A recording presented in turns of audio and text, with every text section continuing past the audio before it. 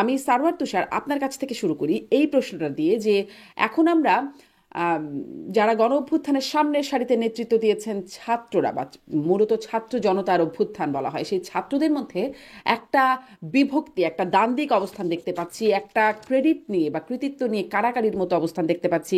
কে কি করেছে গণ অভ্যুত্থানে এরকম একটা অবস্থান দেখতে পাচ্ছি। আর ছাত্রদল আর বৈষম্য বিরোধী ছাত্ররা তো রীতিমতো মুখোমুখি মারমুখী অবস্থানে চলে গেছে। এমন অবস্থা কেন হলো? আপনাকে ধন্যবাদ এবং আমার যিনি সহ আলোচক আছেন শ্রদ্ধেয় হাবিব ভাই, তাকেও আমার পক্ষ থেকে শুভেচ্ছা। আপনি যেটা বলেছেন যে বিভক্তি, আমি মনে করি না যে সে অর্থে কোনো বিভক্তি তৈরি হয়েছে। আমরা জাতীয় নাগরিক কমিটি এবং বৈষম্য বিরোধী ছাত্র আন্দোলনের পক্ষ থেকে একটা রাজনৈতিক দল ঘোষণার দ্বারপ্রান্তে আছি এবং সেটা নিয়ে কাজ চলছে। এই করতে করতে কেউ কেউ হয়তো আলাদা করে কোনো কিছু, তার কোনো দাবি আছে, তো সেটা তারা সোশ্যাল সাংগঠনিক ফোরামে আলোচনা না করে সোশ্যাল মিডিয়ায় নিয়ে গেছেন এবং তাদের অনুসারীরা তখন হচ্ছে আপনার এক ধরনের সোশ্যাল মিডিয়া একটা বিভ্রান্তি তৈরি করেছে এবং অনেক মিথ্যা তথ্য তারা তখন দিয়েছে এবং সে কারণে মানে গণ অভ্যুত্থান সংক্রান্ত মিথ্যা তথ্য দিয়েছে, কে কাকে কোথায় হেল্প করেছে ইত্যাদি। সেইটার রেসপন্স হয়তো আমাদের প্রথম সারির যে ছাত্রনেতারা ছিলেন, জনাব আসিফ মাহমুদ থেকে শুরু করে হান্নান মাসুদ, আব্দুল কাদের, তারা তখন সেটার রিজয়েন্ডার দিয়েছে। ঘটনাটা এটুকু। এখন এখানে আপনি একটা জিনিস আপনি বুঝবেন বা আমরা সবাই বুঝি, সেটা হচ্ছে ধরুন আপনি একটা জিনিস নেতৃত্ব দিচ্ছেন, আমি আপনাকে কোনো না কোনো সহযোগিতা করতে পারি, ঠিক আছে? তো সহযোগিতা করলেই আমি আর আপনি সমান হয়ে গেলাম, ব্যাপারটা কিন্তু তা না, ঠিক আছে? আপনি একটা জিনিস যখন আপনি নেতৃত্ব দেন তখন অনেকেই সহযোগিতা করে, নানা জিনিস সহযোগিতা করে, কিন্তু আমি যদি পরবর্তীতে দাবি করি যে আমি আসলে মূল মাস্টার মাইন্ড কিংবা আমি কাজটা করেছি, আপনি আসলে কিছুই না, আপনি ছিলেন শুধুমাত্র আমার সামনের একটা টুল মাত্র, তখন কথাটা সত্য হয় না। তো এই ক্ষেত্রে ঘটনাটা এইরকম ঘটেছে। এটাকে আমি বৃহত্তর ছাত্র সমাজের মধ্যে কোনো বিভক্তি হিসেবে আমি দেখতে চাইবো না। কারণ হচ্ছে আজকেও আমরা প্রাইভেট বিশ্ববিদ্যালয়ের শিক্ষার্থীদের নিয়ে একটা বড় ধরনের সমাবেশ করেছি। বৈষম্য বিরোধী ছাত্র আন্দোলনের পক্ষ থেকে আরেকটা নতুন ছাত্র সংগঠন আশার দ্বার প্রান্তে আছে। জাতীয় নাগরিক কমিটিতে যারা আছে তারা লার্জলি কিছুদিন আগেও ছাত্র ছিলেন, এখন তারা ছাত্র নাই। ফলে ছাত্র সমাজ লার্জলি ঐক্যবদ্ধ আছে। কারো কারো কোনো বিষয়ে ক্ষোভ থাকতে পারে, সেটা মানে আমরা সর্ট আউট করবো সাংগঠনিক ফোরামের মধ্যে। এটাই হচ্ছে আমার বক্তব্য, যে আপনার কোনো বক্তব্য থাকলে আপনি সাংগঠনিক ফোরামে আলাপ করবেন, সোশ্যাল মিডিয়া এটা নেওয়াটা উচিত না। তো যারা এটা করেছেন তারা ঠিক কাজ করেন নাই। এটাকে এইটুকু পর্যন্ত সমালোচনা করতে আমি ঠিক রাজি আছি, কিন্তু এটাকে আমি বড় আকারে বিভক্তি হিসেবে দেখতে চাইবো না। দ্বিতীয় কথা, আপনি যেটা বলেছেন ছাত্রদল এবং বৈষম্য বিরোধী ছাত্র আন্দোলনের মুখোমুখি, এটা কুয়েটের ঘটনাকে কেন্দ্র করে, কুয়েটে সম্প্রতি যে ঘটনাটা আমরা দেখলাম, এটা একটা খুবই দুঃখজনক ঘটনা। কারণ এটা আমাদেরকে মনে করিয়ে দিয়েছে 5 আগস্টের আগের ক্যাম্পাস গুলোতে ছাত্রলীগ যে ধরনের রাজনীতি করতো, সেরকম যে বহিরাগতদের নিয়ে এসে হামলা করানো, এবং হামলা করার পরে যখন আপনি দায়টা অন্যের ঘাড়ে চাপানো, ছাত্রদল কিন্তু এই কাজটা করেছে, যেটা তাদের দিক থেকে অনুচিত কাজ হয়েছে। মানে তারা একেবারে কেন্দ্রীয় পর্যায় থেকে পরবর্তীতে পুরো দায়টা চাপাতে চেয়েছে বৈষম্য বিরোধী ছাত্র আন্দোলনের ঘাড়ে, যেটা কিনা একটা, আমি বলবো যে pure example of gas lighting. যে আমি একটা অন্যায় করেছি, অন্যায় করে আবার আমি দোষ চাপিয়ে দিতে যাচ্ছি অন্যের কাছে। ছাত্রদল প্রথমত বহিরাগতদের নিয়ে, ধরা যাক ছাত্রদল যে বলছে এই পুরো ঘটনাটা বৈষম্য বিরোধী ছাত্র আন্দোলন করেছে বা এরকম কিছু, তাহলে তারা তাদের খুলনার যিনি দৌলতপুরের যুবদল নেতা, সহসভাপতি, তাকে কেন তারা বহিষ্কার করেছে? কিংবা পত্রপত্রিকা কিন্তু আজকেও সংবাদ এসেছে যে ওখানে স্বেচ্ছাসেবক দলের লোকজন, তাদের হাতে রামদা কিংবা লাঠি সোটা ইত্যাদি ছিল এবং তারা ক্যাম্পাসে আক্রমণ করতে গেছে ছাত্রদের। এইটা যখন ঘটেছে তখন স্বাভাবিকভাবেই ছাত্রদের দিক থেকে একটা প্রতিক্রিয়া তৈরি হয়েছে। কারণ কোনো ছাত্রই, কোনো ক্যাম্পাসের ছাত্ররাই বাইরের কেউ এসে তাদের ক্যাম্পাসে হামলা করবে এটা ভালোভাবে নেয় না। তখন একটা উত্তেজনা তৈরি হয়েছে এবং ধাওয়া পাল্টা ধর্মের মতো ঘটনা ঘটেছে। কিন্তু লার্জলি যারা আহত হয়েছে আপনি দেখবেন তারা সবাই সাধারণ শিক্ষার্থী, তারা ছাত্রদলের হামলায় আহত হয়েছে। তো এইটা আমি, যেহেতু ছাত্রদল একটা রাজনৈতিক দলের সাথে যুক্ত, আমি সেই রাজনৈতিক দল এবং ছাত্র দলকে অনুরোধ করব বা আহ্বান জানাবো যে ছাত্রদের কিন্তু একটা অবস্থান আছে ক্যাম্পাসে। ছাত্র রাজনীতির প্রশ্নে, ক্যাডার ভিত্তিক রাজনীতির প্রশ্নে, সন্ত্রাসের রাজনীতির প্রশ্নে ছাত্ররা জুলাই মাসেই 9 দফা দিয়েছিল, আপনার মনে থাকার কথা। তখন ইন্টারনেট ব্ল্যাকআউট ছিল। সেই 9 দফার মধ্যে অনেকগুলো কথা ছিল, এই যে হলের মধ্যে অত্যাচার করা, বাইরে ক্যাম্পাসে দখলদারিত্ব, টেন্ডারবাজির যে রাজনীতি সহ ক্যাম্পাসে যে ওভারঅল আপনার সন্ত্রাসের যে এক ধরনের রাজনীতি আছে, সেটার বিরুদ্ধে ছাত্রদের একটা অবস্থান ছিল। এখন যদি সেই একই ধরনের পেশি শক্তি নির্ভর রাজনীতি যে কোনো ছাত্র সংগঠন করতে চায়, এমনকি সেটা যদি বৈষম্য বিরোধী ছাত্র আন্দোলন হয়, ছাত্র সমাজ এবং জনগণ কিন্তু তাদেরকে গ্রহণ করবে না, তাদেরকে প্রত্যাখ্যান করবে। এই ব্যাপারটা ছাত্র দল, ছাত্র শিবির সহ সক্রিয় যত ছাত্র সংগঠন আছে বর্তমানে বাংলাদেশে, তাদের সবার উপলব্ধি করা দরকার। জি, সারোয়ার তুষার, আমি আপনার এই প্রসঙ্গটিতে আমি জনাব হাবিবুর রহমান হাবিবের কাছে যাব, তবে একটু এখানে আপনার কাছে শুনি যে আপনি বলছেন যে কেউ যদি সহযোগিতা করে সে সমান হয়ে যায় না, যে নেতৃত্ব দিচ্ছেন তার, মানে কে বড় কে ছোট, কে সমান অসমান, এই প্রশ্নগুলোই বা এখন কেন উঠছে? মানে এগুলো যদি কেউ দাবিও করে তাতে কি সমস্যা? মানে কেন প্রমাণ করতে হচ্ছে যে কার অবদান কত বেশি ছিল? এটা যারা প্রমাণ করার জন্য উঠে পড়ে লেগেছে তারা জবাব দিতে পারবে, ঠিক আছে, কিন্তু আমি মনে করি যে এটা আপনি ঠিক প্রশ্ন করেছেন যে এটা এটা প্রমাণ করতে হবে কেন, এটা নিয়ে কেন সোশ্যাল মিডিয়া আসতে হবে, যখন এটা ইতিহাস লিখিত হবে। মাত্র গণ অভ্যুত্থানের 6 মাসও ঠিক মতো পার হয় নাই, এখনো ইতিহাসটা লেখার মতো পরিস্থিতি দাঁড়ায় নাই, এখন সব ডকুমেন্টেশন গুলো হচ্ছে, পত্রপত্রিকায় লেখালেখি হচ্ছে, এগুলো কম্পাইলেশন হয়ে একটা পূর্ণাঙ্গ ইতিহাস রচিত হবে, সেখানে যার যার কার কি ভূমিকা ছিল সেটা তখন সবাই জানবে। কিন্তু আগ বাড়িয়ে যদি কেউ, ধরা যাক এই যে ছাত্র শিবির সংশ্লিষ্ট যারা এখন বলছেন যে এই অভ্যুত্থানটার মধ্যে আমাদের এই ইয়ে ছিল, সত্যি কিন্তু তাদের হয়তো ভূমিকা ছিল ছাত্র সংগঠন হিসেবে কিংবা ছাত্র দলেরও ছিল, কিন্তু আপনি যখন এটা বলতে যান যে আমরা এটা করেছি এবং সেটা যখন মিথ্যা প্রমাণিত হয়, যখন প্রধান সারি ছাত্র নেতারা ভিন্ন তথ্য হাজির করে, তখন কিন্তু আপনার সাংগঠনিক অবস্থানটা মানে কিছুটা হলেও প্রশ্নবিদ্ধ হয়। সেই কারণে আমি বলবো যে আকবরই এই ধরনের ক্রেডিট নেওয়ার রাজনীতি করাটা কারোরই উচিত না। জি, ধন্যবাদ। আমি হাবিবুর রহমান হাবিব আপনার কাছ থেকেও একটু জানতে চাই, কেন এই কাড়াকাড়িটা শুরু হলো? কৃতিত্ব নেবার যে কাড়াকাড়ি, সেটির শুরুটা কেন? কে বড় কে ছোট, এটা এটা দিয়ে এখন কি লাভ হবে আসলে এটি প্রমাণ করার মাধ্যমে? হাবিবুর রহমান হাবিব। আপনাকে ধন্যবাদ। আপনাদের এই অনুষ্ঠানে প্রথম আসলাম, এই জন্য সম্মানিত দর্শক শ্রোতা তাদেরকে সশ্রদ্ধ সালাম জানাচ্ছি। আপনাকেও বিজ্ঞ সহ-আলোচককে আমার শুভেচ্ছা। আসলে এখানে আমার কাছে যেমন অদ্ভুত মনে হচ্ছে, আমরা তো 90 সালে ছাত্র আন্দোলনের প্রধান ভূমিকায় ছিলাম, আমাদেরকে জাতীয় বীর উপাধি দেওয়া হয়েছিল। 9 বছর আমরা আন্দোলন করেছিলাম। এই 9 বছরে আন্দোলনের বিভিন্ন বাঁকে বাঁকে কতজন আহত হয়েছে, ক্ষত বিক্ষত হয়েছে, নিহত হয়েছে, শহীদ হয়েছে। আমরা কিন্তু 90 সালে এসে তখন 10ই অক্টোবর দেহাদের লাশকে নিয়ে এসে শপথ নিলাম। তারপরে ধর 2 মাসের মাথায় এর সাথে বিদায় হলো। 10ই অক্টোবর, 1টা ডিসেম্বর। আমরা কিন্তু একদিনও বলিনি যে আমরাই সবকিছু করেছি। আমরা বারবার স্মরণ করেছি যে 1982 সালের 24শে জানুয়ারি, 24শে মার্চ, যেদিন সরাসরি এরশাদ ক্ষমতা নিয়েছিল জাতীয় সংসদ ভেঙে দিয়ে, সেদিনই কি ঢাকা বিশ্ববিদ্যালয় মিছিল হয়েছিল। এবং 26 তারিখে জাতীয় স্মৃতিসৌধে বেধড়ক পিটিয়েছিল আর্মিরা। বিএনপি ক্ষমতাচ্যুত হয়েছিল, বিএনপি যেতে পারেনি, আওয়ামী লীগের নেতারা গিয়েছিল, সেখানে পিটিয়েছিল। কিন্তু আমরা ওখান থেকে শুরু করি, সেই 82 সালে 24শে মার্চ থেকে শুরু করি। এই ধারাবাহিকতায় বিভিন্ন ছাত্র সংগঠনের যারা নেতৃত্ব দিয়েছেন, তাদের অত্যাচারিত হওয়া, নির্যাতিত হওয়ার, তাদেরকে বেধড়ক পিটানো, আমরা টাকে তোলা পিষ্ট হওয়া, সেলিমদের শহীদ হওয়া, অনেক কথা আমরা বলি। তাহলে একদিনে হয় না তো। এখন বাংলাদেশের স্বাধীনতা যেমন একদিনে আসেনি, 52 সাল থেকে শুরু হয়েছিল, তার ধারাবাহিকতা বাংলাদেশের 52 সালে যদি ভাষা আন্দোলন সফল না হতো, তাহলে কিন্তু 66 62 সফল হতো না। 62 সফল না হলে 66 আসতো না। 66 যদি 6 দফা নিয়ে যে ছাত্র সমাজ বা তৎকালীন ছাত্রলীগ মানে না নামতো, 69 গণঅভ্যুত্থান সৃষ্টি হতো না। 69 গণঅভ্যুত্থান সৃষ্টি না হলে আওয়ামী লীগ নেতারা জেলখানা থেকে বের হতে পারতো না, 70 নির্বাচন করতে পারতো না, 70 নির্বাচনে জয়লাভও করতে পারতো না। আবার 70 সালে নির্বাচন জয়লাভ করার পর যখন ক্ষমতা দিল না, 71 সালে কিন্তু আবার হাজার হাজার ছাত্রদের জীবন দিতে হয়েছে। সবচেয়ে বেশি জীবন দিয়েছে ছাত্ররা। এই ছাত্ররা জীবন দেওয়ার পরে কিন্তু তারা 72 সালে এসে বলে নাই আমরা সরকারে আমাদের মন্ত্রিত্ব দিতে হবে। একজনও কিন্তু বলে নাই। তাদের দায়িত্ব যুদ্ধ করা, যুদ্ধ করে রিস্ক নিয়ে জীবন বাজি রেখে যুদ্ধ করেছিল। আমরা 90 সালে আমরা আন্দোলন করেছিলাম, 82 সাল থেকে শুরু করে লাগাতার 9 বছর আন্দোলন করলাম। আমরা কিন্তু এসে বলি নাই যে আমরা উপদেষ্টা হব, আমরা বলি নাই যে আমাদের পক্ষে তুলে বানাতে হবে, আমরা বলি নাই যে আমাদের বিনা প্রধান নির্বাচিত হতে হবে। আমরা ক্ষমতার কাঠামোতে আমরা যেতে চাইনি, ওটা আমাদের কাজ না। আমাদের কাজ ছিল সামরিক স্বৈরাচার মুক্ত বাংলাদেশ গড়া, গণতন্ত্র ফিরিয়ে আনা, আমরা সেটা এনেছিলাম।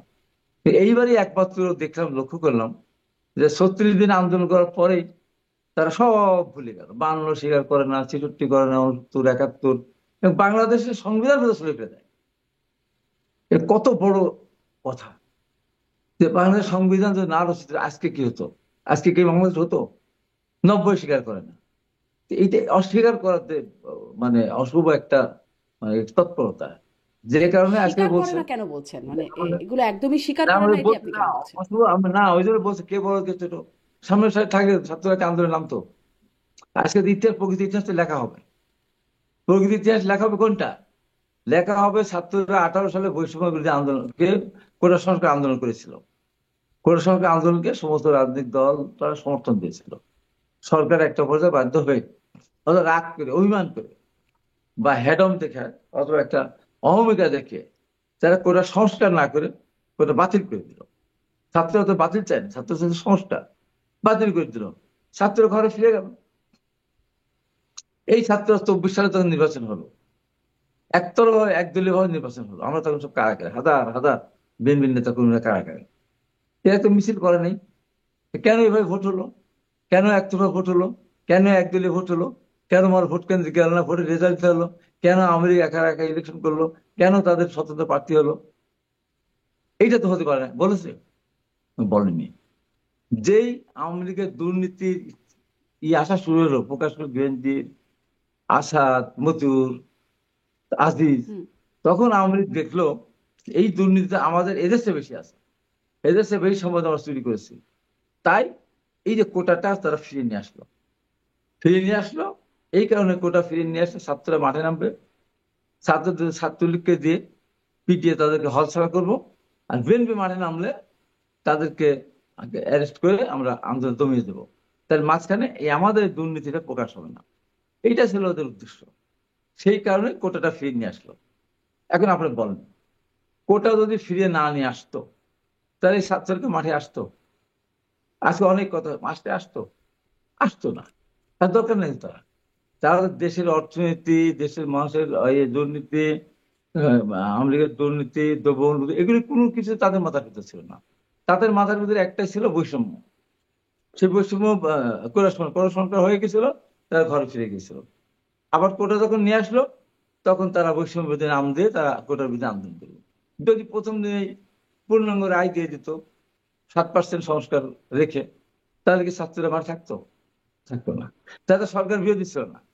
তারা বারবার চেষ্টা করেছে প্রধানমন্ত্রীর সাথে কথা বলতে, প্রধানমন্ত্রী পাত্তা দেয়নি, কারণ মনে করেছে পিটিয়ে আমি ঘরে ফিরে আসবো, যেটা ফ্যাসিস্ট যেটা মনে করে। তারা চেষ্টা করেছে ওবায়দুল কাদের সাথে দেখা করতে, ওবায়দুল কাদেরও দেখা করেনি। শেষ পর্যন্ত তারা রাষ্ট্রপতির সাথে দেখা করে, মানে স্মারকলিপি দিল। তাহলে আপনি বলবেন এরা সরকারের পতন চায় নাই? অন্যায়কারী একটা দুষ্কৃতিকারী একদলীয় ভাবে নির্বাচিত সরকার, তার প্রধানমন্ত্রীর সাথে তারা দেখা করতে চাচ্ছে, কথা বলতে চাচ্ছে, তার এই সেক্রেটারির সাথে কথা বলতে চাচ্ছে, না পেরে শেষ পর্যন্ত তাই আজকে যেটা প্রশ্ন আসে না, এটা শাহাবুদ্দিন সাহেব বিনা ভোটে নির্বাচিত এমপিদের উনি মনোনীত প্রেসিডেন্ট, তার সাথে পর্যন্ত তারা তাকে স্মারকলিপি দিয়েছে। তার মানে সরকারের বিরুদ্ধে তাদের কোনো অভিযোগ ছিল না। সারা দেশের মানুষের অভিযোগ, আওয়ামী লীগ ক্ষমতায় ছিল, বিএনপির 40,000 মতো লোককে অ্যারেস্ট করেছিল। বিএনপি বলেছে, তারেক রহমান বলেছে আপনার ভোট কেন্দ্রে যাবেন না, আমরা বাধা দেবো না। 5 থেকে 7% ভোট কাস্ট হয়েছে, আপনি হিসাব করবেন না? কোনো মূল্য নেই। 5 থেকে 7% ভোট কেন্দ্রে যায় নাই, কার কারণে? সেদিনকে বৈষম্য বিরোধী ছাত্র আন্দোলন ছিল, তারা কি বলেছিল আহ্বান? না, আহ্বান জানিয়েছে বিএনপি বড় দল হিসাবে। মানুষ ভোট কেন্দ্রে যায়নি, যে কারণে সরকারের প্রতি অনাস্থা হয়ে গেছে। আমি জেলখানা থেকে বের হলাম 21শে এপ্রিল, বের হয়ে ওই দিন রাত্রে আমি হাসিনার টেবিলটাকে বললাম, আমি আর নাজমুল করে বললাম এই সরকার থাকবে না। কেন? তারা গঠনতন্ত্র সংবিধানকে পদদলিত করছে, নিজের গঠনতন্ত্রের সাথে তারা বেইমানি করছে। তারা গঠনতন্ত্র আছে, একজনকে নমিনেশন দিবে, সবাই তাই শুরু করে যে কোনো তার বিরুদ্ধে ব্যবস্থা নেবে, যদি স্বতন্ত্র করে তাহলে দল থেকে বহিষ্কার করবে। এইবার আওয়ামী লীগ নির্বাচন করলো, একজনকে নমিনেশন দিল, তার পক্ষে প্রধানমন্ত্রীর ভোট চাইতে গেল, আরো 3 জন স্বতন্ত্র প্রার্থী মাঠে ভোটতে আসছে। এটা গঠনতন্ত্রকে কি বলবো, জি, এসে অসম্মান করার কিছু হয় না, তাদের দলীয় গণতন্ত্রকে। অতএব এই সরকার ক্ষমতা থাকবে জি। না। জনাব হাবিবুর করবেন রহমান হাবিব এরকম অনেক কিছুই আগে তুলেছেন, কিন্তু আমার যে প্রশ্ন, অনেক কিছু তাতে বলি তো না, আসলে না কাজ এই কথা, হয়নি, লক্ষ্য অর্জন তো এই হয়নি। জায়গাটা কাজ হয় নাই, না কাজ একদিনে হয় না। আচ্ছা। বিয়ে হলে পরের দিন বাচ্চা হয় না, হ্যাঁ সময় লাগে। এটা রাস্তাটা ওই জায়গায় তৈরি হয়েছিল। হুম। যেমন মানে চৈত্র মাসে যখন আপনার হয়ে থাকে, পাতা গাছের নিচে পড়ে থাকে, একটা সিগারেট খেয়ে ফেলে দিয়ে আগুন ধরে যায়। আর আপনার ওই যে বর্ষার সময় আপনি আগুনকে ম্যাচ শেষ করে দিলে আপনার আগুন জ্বলবে না। আমার মনে হয় তো একদম স্পষ্ট, আমাদের আপনার এই বক্তব্যটা অত্যাচার একদম করতে স্পষ্ট। করতে আমি আপনার কাছে শুনেন, আসি, জনাব অত্যাচার হাবিবুর করতে রহমান হাবিব। করতে সরকার এমন জায়গায় গিয়েছিল, দেশের মানুষ যে রিক্সা চালায়, যেটা আমি তো বিভিন্ন মিটার যায়, ওই ওই ওই উবারওয়ালা, ওই পাঠাও, ওরা বাড়ি যেতে চায়। ঢাকা শহরে আপনি দেখেন তো, যত উবার চালায় মিডিয়ার যারা হুম। ড্রাইভার, তারা সব কারা বিএনপি, তারা বাড়ি যেতে চায়। বৈষম্য বিরোধী ছাত্র আন্দোলন করেছে, তখন বলছে এটার সাথে আমাদের যোগ দিতে হবে, আমার বাড়ি যেতে চাই, একটা ইস্যুকে সামনে নিয়ে আসবে। এটা কারোরই অবদানটা স্বীকার করেন না। আচ্ছা, এই যে জনাব এতগুলি হাবিবুর শ্রমিক রহমান মারা হাবিব, গেল, আমি এখান থেকে একটু একটু শ্রমিক মারা গেল, অবদান স্বীকার বাচ্চা করছেন না শিশুরা কেন মারা বা গেল, কতটুকু তাদের করছেন প্রতিনিধি কোথায়? জনাব হাবিবুর রহমান হাবিব, ধন্যবাদ আপনাকে। আমি একটু সারওয়ার তুষারকে এই অংশটুকে শুনি, যেটি জনাব হাবিবুর রহমান, আপনার নিশ্চয়ই অনেক বক্তব্য আছে জনাব হাবিবুর রহমান হাবিবের বক্তব্যের প্রেক্ষিতে, আপনি নিশ্চয়ই সেটা বলবেন। আমি একটু ওই জায়গাটি যেটি তিনি বলছেন কোটা ইস্যু, যেটি আসলে আপনাদের চাকরি বা ছাত্রদের চাকরি বাকরির জন্য দরকার, যেটি আসলে একজন সিনিয়র নাগরিকের কোটা নিয়ে খুব চিন্তা করবার দরকার নেই, বা চাকরি বাকরি ইতিমধ্যে করছেন তাদের হয়তো সরকারি চাকরিতে কোটা নিয়ে খুব চিন্তা করবার দরকার নেই। যখন ছাত্রদের ইস্যুটা ছাত্রদের সামনে আসলো বা তাদের স্বার্থের জায়গাটি আসলো, তারাই তখন আন্দোলনে নামলো। মানে এরকমটা না হলে আপনারা আন্দোলনে নামতেন না। আপনাদের উদ্দেশ্য আসলে অতটাও মহৎ ছিল না যতটা ভাবা হয়, এরকম বলবার মানে এটাকে উড়িয়ে দেবার জায়গা আছে। জি, আপনাকে ধন্যবাদ। এবং আমার শ্রদ্ধেয় হাবিব ভাই, তিনি একজন খুবই প্রবীণ এবং অভিজ্ঞ রাজনীতিবিদ, কিন্তু তিনি যেগুলো বললেন আমি একটু মানে খুবই অবাক হলাম আর কি, এবং খুব দুঃখও পেলাম যে এটা খুব ডিস্টর্টেড একটা ন্যারেশন উনি হাজির করেছেন। এবং আমি যদি মানে প্রত্যেকটা কোনার বাক্যের পর পর আমি বলতে পারতাম, তাহলে আসলে সবগুলোর প্রতি আমি জাস্টিস করতে পারতাম, উনি কত বাস্তবতা থেকে কত দূরে ওনার বক্তব্য। কারণ শুরুতে উনি বলেছেন যে ৭১-এর পরে ছাত্ররা তারা তো বিজয়ী হয়েছে, তারা তো সরকারে যায় নাই, ৯০-এর ছাত্ররা যায় নাই, এরা কেন যাচ্ছে? এই যে বক্তব্যটা আপনি দেখবেন যে এই যে ছাত্ররা যাচ্ছে না, ছাত্ররা একটা বড় এক একটা বড় ঘটনা ঘটাচ্ছে বাংলাদেশে প্রত্যেকটা হিস্টোরিক্যাল পিরিয়ডে, এবং তারপর রাজনৈতিক দলগুলোর কাছে ক্ষমতাটা ছেড়ে দিচ্ছে। এটাই বাংলাদেশের প্রধান সমস্যা হিসেবে, এবং এই কারণেই ২৪ অভ্যুত্থান করতে হয়েছে। মানে আপনাকে বারবার এই কারণেই অভ্যুত্থান করতে হয় যে আপনি গণ অভ্যুত্থান করার পরেও একই জিনিস থাকে। এই হাবিব ভাইরা তো পুরো ৯ বছর ধরে আন্দোলন করলেন, ৩ জোটের রূপরেখা হলো, কত কিছু হলো ৮০-এর দশকে। তারা ৮৩ সালেই শিক্ষানীতির বিরোধিতা করতে গিয়ে শুধু শিক্ষানীতির বিরোধিতা না, তারা তখন বললেন যে সামরিক শাসন উইথড্র করতে হবে। রাজনৈতিক দলগুলো সেটাকে ফলো করলো, ৩ জোটের রূপরেখা হলো, সেখানে বলা হয়েছিল ভোট রিগিং হবে না, আরো অনেক কিছু, মৌলিক অধিকার বিরোধী আইন হবে না। এসব ৩ জোটের রূপরেখায় সকল রাজনৈতিক দল, আওয়ামী লীগ, বিএনপি এবং বামপন্থীদের রাজনৈতিক জোটগুলো একমত হয়েছিল। তাহলে বিএনপি প্রথম দফায় ক্ষমতায় এসে কেন মানে প্রশ্নবিদ্ধ নির্বাচন করেছে? কেন মাগুরা উপনির্বাচনের মতো নির্বাচন এখানে হয়েছে? তাই না? তার মানে রাজনৈতিক দলগুলো কথা রাখে নাই। এই যে কথা রাখে না, এটা এবারকার ছাত্র যে যারা নেতৃত্ব, তাদের কাছে এই ইতিহাসটা পরিষ্কার। এ কারণেই তারা যে জিনিসটা তারা জীবন দিয়ে অর্জন করেছে, সেটাকে তারা রক্ষা করার জন্য তারা সরকারের পার্ট হয়েছে। খুব ক্লিয়ার এটা, এবং এটা হয় না বলেই সমস্যাটা হয়। এর বাইরে হাবিব ভাই আরো অনেকগুলো প্রসঙ্গ তুলেছেন যে ছাত্ররা কোটার আন্দোলন করেছে। এর আগে তো বিএনপি অনেকদিন যাবত আন্দোলন করেছে। For the sake of record, মানে for the sake of historical record, বিএনপির যে আন্দোলন, আমি নিজেও সেই আন্দোলনে অংশ নিয়েছি। মানে জানুয়ারি মাসের যে আগের যে আন্দোলন, নির্দলীয় নিরপেক্ষ তত্ত্বাবধায়ক সরকারের অধীনে যে নির্বাচন, সেটার যে দাবিতে যে আন্দোলন ছিল, আমি নিজেও সেই আন্দোলনে অংশ নিয়েছি। কিন্তু সেই আন্দোলন কিন্তু ফেল করেছে। এখন বলা যাচ্ছে যে আসলে তো শেখ হাসিনার বিরুদ্ধে এত বেশি মানুষ ক্ষুব্ধ ছিল, এবং এই কারণে ছাত্ররা জাস্ট একটা চাকরির জন্য আন্দোলন করেছে, ওখানেও তার মধ্যে দিয়ে সরকারের পতন ঘটেছে। এটা বলাটা এখন খুব সহজ হচ্ছে, কিন্তু বাস্তবতা হচ্ছে, এবং হাবিব ভাইয়ের কথার মধ্যে এটা আছে কিন্তু, যে চাকরির আন্দোলনটাকে আসলে অন্যান্য অনেক ইস্যুকে ডাইভার্ট করার জন্য এসেছিল। এবং মজার ব্যাপার হচ্ছে, জুলাই মাসে মির্জা ফখরুল সাহেব একই টোনে কথা বলেছেন, এগুলো এখনো পত্রপত্রিকায় আছে। তিনি জুলাই মাসে বলেছেন যে এই কোটার আন্দোলনটা আসলে মানুষের যে আসল সমস্যা সেটা থেকে দৃষ্টি সরানোর জন্য আনা হচ্ছে। এবং এই যে জানুয়ারির আন্দোলন ফেল করলো, আপনি জানুয়ারির পরে যে কোনো মানুষকে জিজ্ঞেস করে দেখেন তো যে তারা বিশ্বাস করেছে কিনা যে সামনে জুলাই একটা গণঅভ্যুত্থান ঘটবে? সবাই কিন্তু ভেবেছে আশা শেষ, শেখ হাসিনা ২০৪১ সাল পর্যন্ত থাকবে, প্রত্যেকে, বিএনপি সহ সবাই। এবং বিএনপির তো আর এরপরে তারা কি বলেছে তখন? তারা বলেছিল আচ্ছা আমরা দেখবো আমেরিকা কি অ্যাকশন নেয়। এরকম একটা প্রশ্নবিদ্ধ নির্বাচন যে করলো আওয়ামী লীগ, দামি ইলেকশন করলো, এটা বিএনপির স্থায়ী কমিটির মিটিং এর সিদ্ধান্ত, পত্রপত্রিকায় রেকর্ড আছে। তারা বসে অনলাইনে মিটিং করে সিদ্ধান্ত নিয়েছে।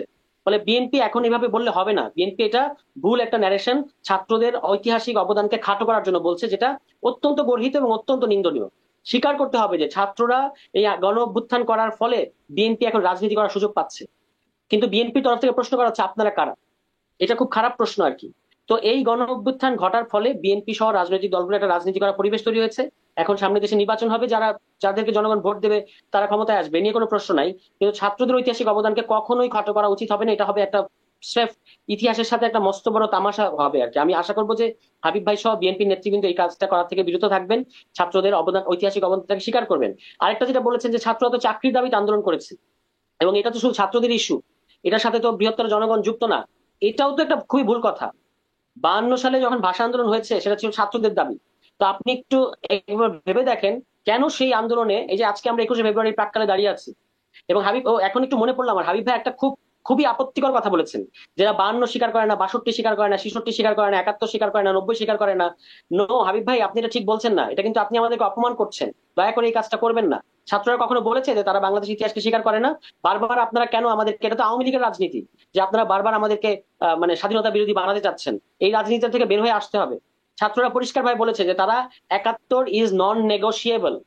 আমাদের সমালোচনাটা শুরু হচ্ছে 72-75 পিরিয়ড থেকে, যে আওয়ামী লীগের যে বাকশালী যে রেজিম তৈরি করেছিল আওয়ামী লীগ 75 সালে, তার আগে গুম খুন ক্রসফায়ারের যে একটা মচ্ছব তখন আওয়ামী লীগ শুরু করেছিল শেখ মুজিবের নেতৃত্বে, বা শেখ মুজিবের তখনকার যে ছাত্রলীগ তাদের নেতৃত্বে, ছাত্রলীগ, আওয়ামী লীগ, শেখ মনি, তাদের যে একটা সন্ত্রাসের রাজত্ব তখন কায়েম হয়েছিল, এটা থেকে আমাদের সমালোচনা শুরু হয়।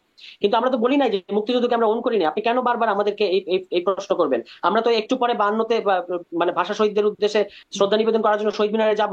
আমরা তো 16 ডিসেম্বর উদযাপন করলাম, কেন বারবার আপনি আমাদেরকে পরীক্ষায় ফেলবেন? এটা তো আপনি ফেলতে পারেন না। এখন কথাটা হচ্ছে যে এই যে সারোয়ার আন্দোলনগুলো তুষার, আমি কি বাংলাদেশে বারবার একটা হচ্ছে। প্রশ্ন মাঝখানে একটু করে দিই, যেহেতু আপনি 71 প্রসঙ্গে তুললেনই। 71-এর আপনি বলছেন, ছাত্ররা বলছে 71 ইজ নন নেগোশিয়েবল। 71-এ যারা গণহত্যার অফকোর্স সাথে জড়িত ছিল, জামায়াত ইসলাম, তাদের বিষয়ে আপনাদের অবস্থান কি? তাদের বিষয়ে আমাদের অবস্থান, আমাদের এই যে ছাত্র উপদেষ্টা নাহিদ ইসলাম থেকে শুরু করে জাতীয় নাগরিক কমিটির আহ্বায়ক নাসিরউদ্দিন পাটোয়ারি থেকে শুরু করে মাহফুজ আলম, প্রত্যেকে বারবার বলেছে যে জামাতকে তাদের 71-এর ভূমিকার জন্য ক্ষমা চাইতে হবে। জামাতের 71-এর ভূমিকাকে আমরা কোনোভাবেই মনে করি না যে 71-কে অস্বীকার করে এখানে কারোর কোনো ধরনের রাজনৈতিক মানে ভবিষ্যৎ আছে। কিন্তু এটাও ঠিক যে তাদেরকে যুদ্ধাপরাধীর বিচারের নামে জামায়াত ইসলামকে যেভাবে এই বিচারটাকে একটা প্রশ্নবিদ্ধ বিচার করার মধ্য দিয়ে তাদের অনেকগুলো নেতাদেরকে ট্রায়াল করা হয়েছে, প্রশ্নবিদ্ধ বিচার হলেও তাদের একটা বিচার হয়েছে। এবং তারা পরবর্তীতে এখন আপনি দেখবেন যে সম্প্রতি ছাত্র শিবিরের কোনো একটা প্রকাশনায় 71-কে প্রশ্নবিদ্ধ করে কোনো একটা কলাম লিখা, মানে একটা পংক্তি বা একটা বাক্য হুম। এসেছিল, সেটা নিয়ে যখন দেশব্যাপী প্রতিবাদ শুরু হয় তারা কিন্তু এটা উইথড্র করতে বাধ্য হয়েছে। এটা প্রমাণ করে যে বাংলাদেশে আপনি 71-কে অস্বীকার করে কোনো রাজনীতি করতে পারবেন না, এখানে কোনো চালাকির কোনো সুযোগ নাই। জামায়াত ইসলামকে অবশ্যই তাদের 71-এর ভূমিকার জন্য ক্ষমা চাইতে হবে। এবং অন্য অনেকে কিন্তু এই দাবি পর্যন্ত করেছেন যে এই নামেই আসলে তাদের রাজনীতি করা উচিত না। ইসলামিক রাজনীতির ব্যাপারে কিন্তু আমরা ওভারঅল মন্তব্য করছি না। ইসলামপন্থী রাজনীতি থাকতে পারে, আমি তার সাথে একমত হই বা না হই, ঠিক আছে। ধর্মীয় রাজনীতি থাকতে পারে, আমি হয়তো তার সমালোচনা করবো, বলবো যে ভাই আমি ধর্মীয় রাজনীতি, আমি নিজে একজন মুসলমান কিন্তু আমি ধর্মীয় রাজনীতি করতে চাই না, সেটা অন্য প্রশ্ন। জামায়াত নিয়ে কিন্তু আমাদের সমস্যাটা ইসলাম কেন্দ্রিক না। নিশ্চয়ই। জামায়াত নিয়ে আমাদের আপত্তিটা হচ্ছে ইতিহাস কেন্দ্রিক। তারা বাংলাদেশের ইতিহাসকে অস্বীকার করে। তো বারবার আমাদেরকে এই যে বিএনপি, এটা সবচেয়ে বড় ভিকটিম, আজকে বিএনপি আমাদের সাথে এই কাজটা করে। এই যে আওয়ামী লীগ যে বারবার তাদেরকে বিএনপি, তারপর হাইফেন জামাত এইভাবে পোট্রে করে এসেছে পুরো 15 বছর, এবং যাহা জামাত তাহাই বিএনপি, সুতরাং বিএনপিও জঙ্গিবাদী, বিএনপিও মৌলবাদী, বিএনপিও প্রতিক্রিয়াশীল, এই প্রচারণাগুলো আওয়ামী লীগ করে এসেছে। এখন বিএনপি তরফ থেকে আমাদেরকে সেম কাজটা করা হচ্ছে। BNP should learn from history, যে এইভাবে করে হয় না। জামায়াত ইসলামের সমালোচনা আমরা সবাই করছি, কিন্তু শিবির ত্যাগ দিয়ে যে আপনার বাংলাদেশে অসংখ্য ছেলে মেয়েকে অত্যাচার করা হয়েছে, বিশেষত ছেলেদেরকে ক্যাম্পাসে টর্চার করা হয়েছে, খুন করা হয়েছে, আমরা সেগুলো বিরোধিতা করি। আমরা মনে করি যে আপনি কাউকে ট্যাগিং করতে পারবেন না। দুটো কিন্তু দুই জিনিস। শিবিরের রাজনীতি আমি কোনোদিন করব না, কিন্তু শিবির ট্যাগিং করে আপনি, ইভেন যদি সে শিবির করেও, আপনি তাকে তো ক্রস ফায়ার দিতে পারেন না, আপনি তাকে তো পিটিয়ে মারতে পারেন না। এটা নিয়ে তো কোনো ডিবেট হওয়া উচিত না। এটা তো একেবারে মানে মানে সেট একটা ব্যাপার যে আপনি কাউকে এভাবে ট্যাগ দিয়ে তার জীবনকে ঝুঁকিতে ফেলতে পারবেন না। তাহলে আপনারা তো বলছেন এইটা কেমন, 71-এর আমি বলবো যে ভূমিকার জন্য হাবিব ভাইকে আমি জামায়াতকে একটু ক্ষমা অনুরোধ চাইতে করবো হবে, যে এটা উনি একজন আপনাদের বর্ষিয়ান অবস্থান। রাজনীতিবিদ এবং একসময় তিনি হ্যাঁ, আপনারা বলছেন যে 71-এর ভূমিকার জন্য জামায়াতকে ডেফিনেটলি ক্ষমা চাইতে জামাতকে হবে। তাদের অবস্থান পরিষ্কার করতে হবে যে জি। আর না করলে? জামায়াতকে জামায়াতকে জামায়াতকে বলতে হবে যে 71 সালে তাদের ভূমিকাটা ভুল ছিল, না করলে? এবং তারা এখন 71-কে প্রশ্নবিদ্ধ করার মতো কোন ধরনের, 71-কে প্রশ্নবিদ্ধ করা হয় এমন কোন ধরনের স্টেটমেন্ট, কোন ধরনের বক্তব্য, কোন ধরনের কার্যক্রম তারা করবে না, এটা তাদেরকে পরিষ্কার করতে হবে, ঠিক আছে। এবং না করার আগ পর্যন্ত আমরা কিন্তু দেখুন, একটা জায়গায় আমাদের আওয়ামী লীগের সাথে পার্থক্য অবশ্যই করতে হবে। আওয়ামী লীগ কিন্তু জামাত প্রশ্নটা জিয়ে রেখেছিল, আমরা চাই না জামাত প্রশ্ন কিংবা একইভাবে আওয়ামী লীগের প্রশ্নটা জিয়ে থাক। মানে আমি এটাকে টিকিয়েও রাখলাম, আবার এটা থেকে সুবিধাও নিলাম, যে তারা গণহত্যাকারীর দল, তারা এটা করেছে ওটা করেছে এই বলে বলে আমি তাদের জুজু দেখিয়ে আসলে আমি নিজের একটা রাজনৈতিক ফায়দা করার চেষ্টা করছি। এই রাজনীতি আমরা করতে দেব না বাংলাদেশ। আর জামায়াতের যে সমালোচনা, এটা প্রকাশ্যে অপ্রকাশ্যে নানা ফোরামে আমরা বলে আসছি, বলতে থাকবো। আমরা সবসময় বিশ্বাস করি যে বাংলাদেশের শুরুটা হচ্ছে মানে 47 সালে পাকিস্তান আন্দোলন, তারপর 71 সালে মুক্তিযুদ্ধ, পরবর্তীতে পাকিস্তান রাষ্ট্রটা একটা জুলুমকারী ঔপনিবেশিক রাষ্ট্রে পরিণত হয়েছিল, সত্য। কিন্তু এটাও সত্য যে পাকিস্তান আন্দোলনটা এই জনগোষ্ঠী করেছিল। শেখ মুজিবুর রহমান এই আন্দোলনে ছিলেন, পাকিস্তান আন্দোলন করেছেন। হুম। তাজউদ্দিন আহমদ এই আন্দোলন করেছেন। তারা প্রত্যেকে, এই জেনারেশনটা পাকিস্তান আন্দোলনের মধ্যে দিয়ে গড়ে উঠেছে। ফলে তারা মৃত্যুর আগ দিন পর্যন্ত কোনোদিন বলেন নাই যে পাকিস্তান আন্দোলন করাটা ভুল ছিল। পাকিস্তান আন্দোলন যদি তারা না করতেন তাহলে কিন্তু বাংলাদেশ হতো না। পাকিস্তান যদি আমরা আলাদা না হতাম তাহলে পরবর্তীতে বাংলাদেশ হতো না, এই ব্যাপারটা বোঝা দরকার। কিন্তু পরবর্তী পাকিস্তান রাষ্ট্র যেটা আমাদের উপর একটা জেনোসাইড চাপিয়ে দিয়েছে, যেটা একটা ঔপনিবেশিক এবং নির্যাতনকারী রাষ্ট্র, তার বিরুদ্ধে যে আমরা সশস্ত্র সংগ্রাম করেছি, এটা অবশ্যই অবশ্যই অবশ্যই আমরা এর উত্তরাধিকার। এবং 24 এসেছে এটারই ধারাবাহিকতা, 71-এর ধারাবাহিকতা। এ ব্যাপারে কোনো ধরনের কনফিউশন রাখা ঠিক হবে না। জি, ওই কোটার প্রসঙ্গে বলছিলেন যে আপনারা যদি কোটা ইস্যুটা না আসতো তাহলে তো আপনারা মাঠে নামতেন না। হ্যাঁ, কোটা। আচ্ছা, কোটার প্রশ্নটা দেখুন, রাজনৈতিক দল বিএনপি সহ রাজনৈতিক দলগুলো মনে করে কি একমাত্র সত্য আন্দোলন বা সহি আন্দোলন হচ্ছে নির্বাচনের দাবিতে আন্দোলন করা। কিন্তু তাদেরকে খেয়াল রাখতে হবে যে নির্বাচনের দাবিতে আন্দোলন করলে জনগণ সাড়া দেয় না। জানুয়ারি মাসে জনগণ সাড়া দেয় নাই, কিন্তু বিএনপি তো 2022 সালের ডিসেম্বরে, 2023 সালের জুলাই, 27 জুলাই, 2023 সালের 28 অক্টোবর বড় বড় জমায়েত করেছে। এবং তারা কিন্তু মির্জা ফখরুল ইসলামের সাক্ষাৎকার আছে, তারা বলেছে যে তারা গণ অভ্যুত্থান করতে চায়। তারপর তারা গণ অভ্যুত্থান করলো না কেন? সত্য কথা আমি আপনাকে বলি কেন তারা করে নাই। তারা ভেবেছে আমেরিকা স্যাংশন দিবে এবং সেই স্যাংশনে আওয়ামী লীগ কাবু হয়ে যাবে এবং তারা একটা সুষ্ঠু নির্বাচন দিতে বাধ্য হবে এবং তার মধ্য দিয়ে এন্টি আওয়ামী সেন্টিমেন্টে বিএনপি ক্ষমতায় আসবে। এই ছিল তাদের রোডম্যাপ। That roadmap field. এবং দেখেন কেন জনগণ আসে নাই। হাবিব ভাই কিন্তু একটা কথা ঠিক বলেছেন যে 5 থেকে 7% বেশি লোক, আমি মনে করি 5% লোক গেছে কিনা সন্দেহ আছে। কিন্তু এই যে মানুষজন ভোট দিতে গেল না, আবার বিএনপির ডাকে আন্দোলনেও গেল না, এটা থেকে আমরা কি বুঝবো, কিভাবে ব্যাখ্যা করবো এটাকে? এটার ব্যাখ্যাটা খুব পরিষ্কার। জনগণ মনে করে যে ভোটের দাবিতে আন্দোলন এটা রাজনৈতিক দলগুলোর আন্দোলন, তাদেরকেই এই আন্দোলনের দাবি আদায় করতে হবে। যদি তারা আদায় করতে পারে তাহলে জনগণ গিয়ে ভোট দিতে আসবে। কিন্তু এর জন্য রাস্তায় নামবেন না, জীবন দেবে না, কারণ মানুষের ঐতিহাসিক অভিজ্ঞতা খুবই খারাপ। দিয়ে আওয়ামী লীগের সাথে 96 সালে তত্ত্বাবধায়কের দাবিতে জনগণ সাড়া দিয়েছিল এবং রেজাল্ট ভালো আসে নাই। পুরো 80 দশকে জনগণ মানে ছাত্র নেতাদের সাথে এবং দলগুলোর সাথে আন্দোলনে ছিল।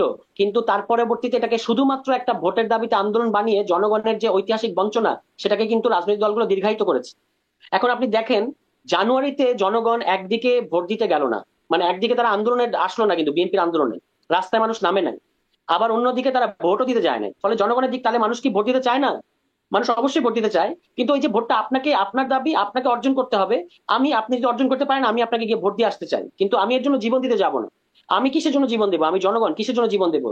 যে কারণে আমি জুলাই মাসে দিয়েছি। ওই যে পুলিশ অফিসারের কথা খেয়াল করেন, তিনি বলছেন স্যার একটাতে গুলি করে একটা মরে বাকিটি যায় না। এটা হলো কেন? সম্পূর্ণ অপরিচিত ছাত্ররা ডাকলো এবং মানুষ চলে আসলো। কেন আসলো জানেন? একটা হচ্ছে চাকরিতে সিরিয়াস আপনি একটা মানে কোটা করে রেখেছেন, কোটা প্রথা, যেটা কিনা একটা ছেলে এতদূর এই যে সাইদকে আপনি ভাবেন, একটা মফস্বলের, আধা মফস্বলের একটা ছেলে, তা হয়তো তার পুরো পরিবারের মধ্যে সে প্রথম কোনো ছেলে যে বিশ্ববিদ্যালয় পর্যন্ত এসেছে, আপনি তাকে কোটা দিয়ে আটকে রাখতে চাচ্ছেন। তখন তার এই ধরনের ডেয়ারিং একটা সিদ্ধান্ত নেওয়া ছাড়া এবং বুক পেতে দেওয়া ছাড়া আর কোনো অপশন থাকে না। এবং তখন আপনি এই ধরনের দাবির সাথে, যে চাকরি ইস্যু, একটা ছেলের চাকরির ইস্যু মানে একটা পরিবার ইনভলভড।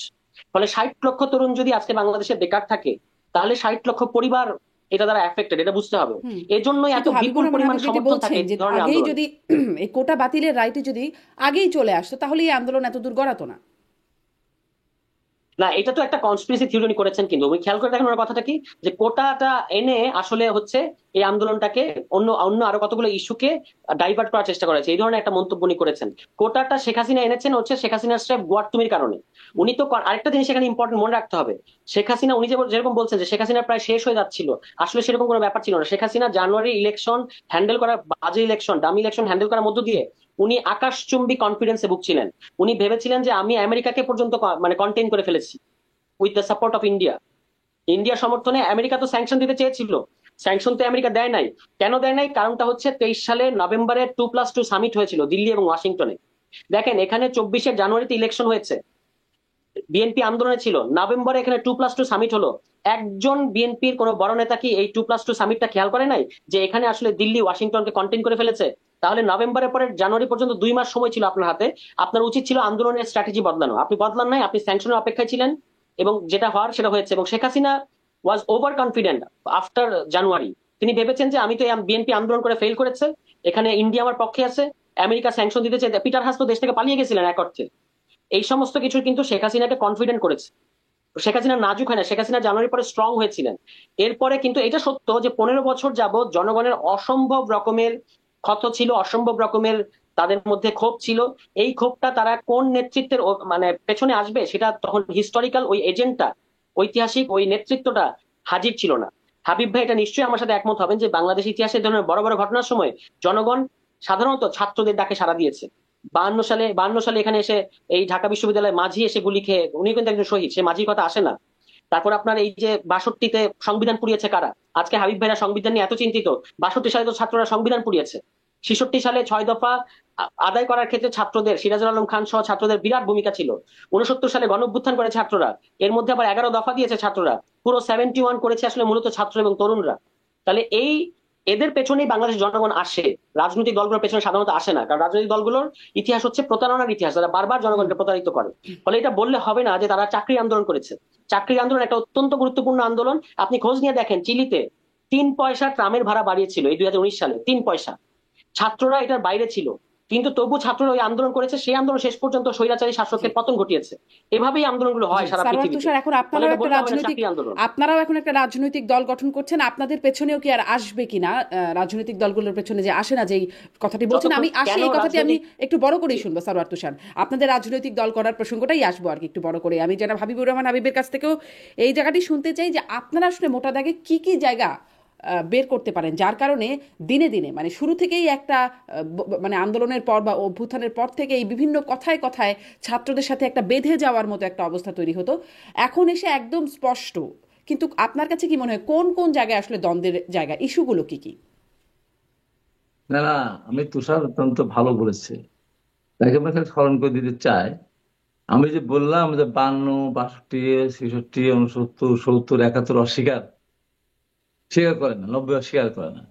তো এর তো জ্বলন্ত প্রমাণ হলো 72 সালের সংবিধানকে তারা ছুঁড়ে ফেলে দিয়েছে। এই সব কিছু ধারাবাহিকতার মধ্যে দিয়ে কিন্তু 71, আর 71 বিজয়ের পরে কিন্তু 72 সালের সংবিধান। তো 72 সালের সংবিধানকে যখন ছুঁড়ে ফেলে দিই, তাহলে আমার এই যে 72 সালের সংবিধান আনতে গিয়ে অতীতে যে কর্মগুলো সেগুলি ছুঁড়ে ফেলে দেওয়া হলো না? নিশ্চয়ই হলো। আর আবার আমি জোর দিয়ে বলবো, যদি কোটা ফিরে না নিয়ে আসতো, ছাত্ররা মাঠে নামতো না, নামতো না, নামতোই না। দরকার নেই তাদের। শুধু কোটা ইয়ে ফিরে নিয়ে আসলে বলে আবার রিক্সাওয়ালা নামলো কেন, ওই টেম্পোওয়ালা নামলো কেন, শিশু বাচ্চা মারা গেল কেন? তার কারণ মানুষ সরকার বিরুদ্ধে বিক্ষুব্ধ ছিল। আর যে বললো যে কিছুই হয়নি, যদি কিছুই না হতো তো 10%, 15%, 20% মানুষ ভোট দিয়ে যেত। এটা একটা সার্থকতা। ওই আন্দোলনকে সরকার পতন তো রোজ রোজ হয় না, দেশও প্রতি বছর স্বাধীন হয় না, একবারই একটা দেশ স্বাধীন হয়। স্বৈরাচারী পতন হয় বারবার, 90-তে হয়েছে, 24-এ হয়েছে। তো এটা হলো যে অতীতে যে এত মানুষ জীবন দিল, এত মানুষ আন্দোলন করলো, গুম হলো, খুন হলো, সবকিছু দ্রব্যমূল্যের ঊর্ধ্বগতি, সবকিছু টাকা পাচার, ব্যাংক লুট, সবকিছু মিলে, তাহলে আমার ওই শ্রমিক কেন আসবে? কোটা থাকলো কি না থাকলো, কেন রিক্সাওয়ালা আসবে, কেন কৃষক আসবে? এই আন্দোলনে মারা গেছে কি শুধু ছাত্ররা? এই আন্দোলনে মারা গেছে কারা? সাধারণ সাধারণ মানুষ বেশি মারা গেছে। ঘরে বসে থেকে ঘরে 18 বছরের নিচে প্রায় 160-65 জন মারা গেছে। তাদের কি দরকার কোটা? এই যে যে একটা ঘটনা, কোটা না যদি, আমি আবারও বলবো, যদি কোটা ফিরে না নিয়ে আসতো তারা মাঠে নামতো না। তারা তো কোটা আনার পর বারবার বলেছে আমরা বৈষম্য চাই না, আমরা সংস্কার চাই, যে জন্য সরকারের সাথে তারা বসতে চেয়েছে। সরকার যদি প্রথমে 7% দিয়ে মেনে নিত, তারা ছাত্রদের মূল দাবি আদায় করতো, তারা মাঠে আসতো। তারা তো দেশের জনগণের স্বার্থে কোনোদিন কোনো আন্দোলন তারা আসেনি, চোখের সামনে দেখেছে। যে 18 সালের নির্বাচন ধরে রাতের বেলা কদিন কি বলেছে যে 18 সালের নির্বাচন রাতের বেলা হলে আমরা এটা চাই না, এই দেশ দেখতে চাই না। 2007 সালের 7ই জানুয়ারি নির্বাচন হলো 24 সালের, তারা কি বলেছে এই দেশ তো আমরা চাই না, এই নির্বাচন দেখতে চাই না? এইটা তো সরকার ঠিক করে নাই। বরঞ্চ যারা একদলের নিরোধ তাদের সাথেই বসতে চেয়েছে, তাদের মাঝেই সমাধান খুঁজতে চেয়েছে। আমাদের প্রশ্ন হলো ওই জায়গায়। আর আমাদের প্রশ্ন অস্বীকার করা হলো যে যে আমাদের এত মানুষ জীবন দিলাম, ওই বলতেছে পারেনি। আর পারে, সবসময় কি পারে? আন্দোলনকে হাতছানি এত মোয়া যে প্রতিদিন সকালে এক একটা আন্দোলন, এক একটা আন্দোলন, 10 বছর, 15 বছর, 20 বছর, 25 বছর পরে। আমরা এরশাদের বিরুদ্ধে আন্দোলন শুরু করেছিলাম 2022 সালের 24শে জানুয়ারি। কি 24 মাস? তাই বলে পরদিনই কি হয়ে যাবে? যারা ঈদ দিল তাদের কি অবদান নেই? আমরা তো তাদের অবদান স্বীকার করি। কন্ট্রাডিকশনটা তো ওই জায়গায়, যে তারা মনে করে যে আমরা এটা করে ফেলেছি। যে আমার কাছে তো ওই ইস্যুটাই যদি না দিত, সরকার যদি কোটা ফিরে না নিয়ে আসতো, তাহলে তারা মাঠেই আসতো না। এখন তারা আসছে, সামনে আসছে, আমরা তাদেরকে ধন্যবাদ দিই, অভিনন্দন জানাই, তাদেরকে আমরা সামনের দিকে এগিয়ে দিতে চাই। তাদেরও তো স্বীকার করতে হবে যে দীর্ঘদিন ধরে মানুষ অত্যাচার নিতে হওয়ার কারণে সরকারের প্রতি মানুষ বিক্ষিপ্ত ছিল। আপনি যে দেখেন ঢাকা বিশ্ববিদ্যালয়, জাহাঙ্গীরনগর বিশ্ববিদ্যালয়, একজন ছাত্র তো মারা গেছে, বলেন তো আপনি? একজন মারা গেছে? মারা যায়নি। তারপর যখন এই 6 জন ছাত্র নেতাকে ধরে নিয়ে গিয়ে অসম্মানজনক ভাবে ডিবি অফিসে হারুন যে অসম্মান করলো, এই যে হোটেলে ভাত খাওয়ায়, সেইটা দৃশ্য ধারণ করে বাংলাদেশের লজ্জাস্কর একটা ব্যাপার, ন্যাক্কারজনক একটা ঘটনা। ছাত্ররা যখন বৈষম্য বিরোধী আন্দোলন শুরু করেছে, আমার স্ট্যাটাস সব এখন সামনে আসবে। আমি ওই দিনই বলেছি, তো তোমাদের আন্দোলন সফল হবেই। ছাত্ররা যখন ন্যায়সঙ্গত দাবি নিয়ে মাঠে নামে, সেই আন্দোলন কেউ তোমাতে করে না, তোমার আন্দোলন সফল হবে। বারে বারে বারে বারে তারপর তো আমরা একটু মানে একটু ইতে থাকতে হলো, গোপনীয় ভাবে থাকতে হলো। তারপর যখন এই যে 6 জন ছাত্রদের স্টেটমেন্ট, তাদের কাছে জোর করে স্টেটমেন্ট নিল যে আমরা এই সমস্ত ভাঙচুর, অগ্নিসংযোগ, এটার সাথে আমাদের সম্পর্ক নেই, আমরা এই আন্দোলন এখন থাকতে চাই, সরকার পতন আমাদের আন্দোলন, আমরা সরকার আন্দোলন সাথে বলেছে তো তারা। বলার সঙ্গে সঙ্গে আমি তখন তো এই ছিল না, আমি সাথে সাথে তার একটা ভিডিও বানায় পাঠালাম মালয়েশিয়া একটা মাধ্যম দিয়ে পাঠায়। আমি এইভাবে বললাম যে তোমরা আত্মহত্যা করলে কেন? তোমাদের ডাকে আন্দোলন করতে গিয়ে কত ছেলে জীবন দিয়েছে, শিশু বাচ্চারা জীবন দিল, তোমরা কেন কেন তোমরা স্বাক্ষর করবে? তোমাদেরকে আঙ্গুল কেটে ফেলতো, তোমাদেরকে মেরে ফেলতো? পারতো না, কারণ তোমাদেরকে নিয়ে গেছে হারুন, যত অস্বীকার তার উপর নিয়ে গেছে দেশ জাতি পৃথিবীতে গেছে।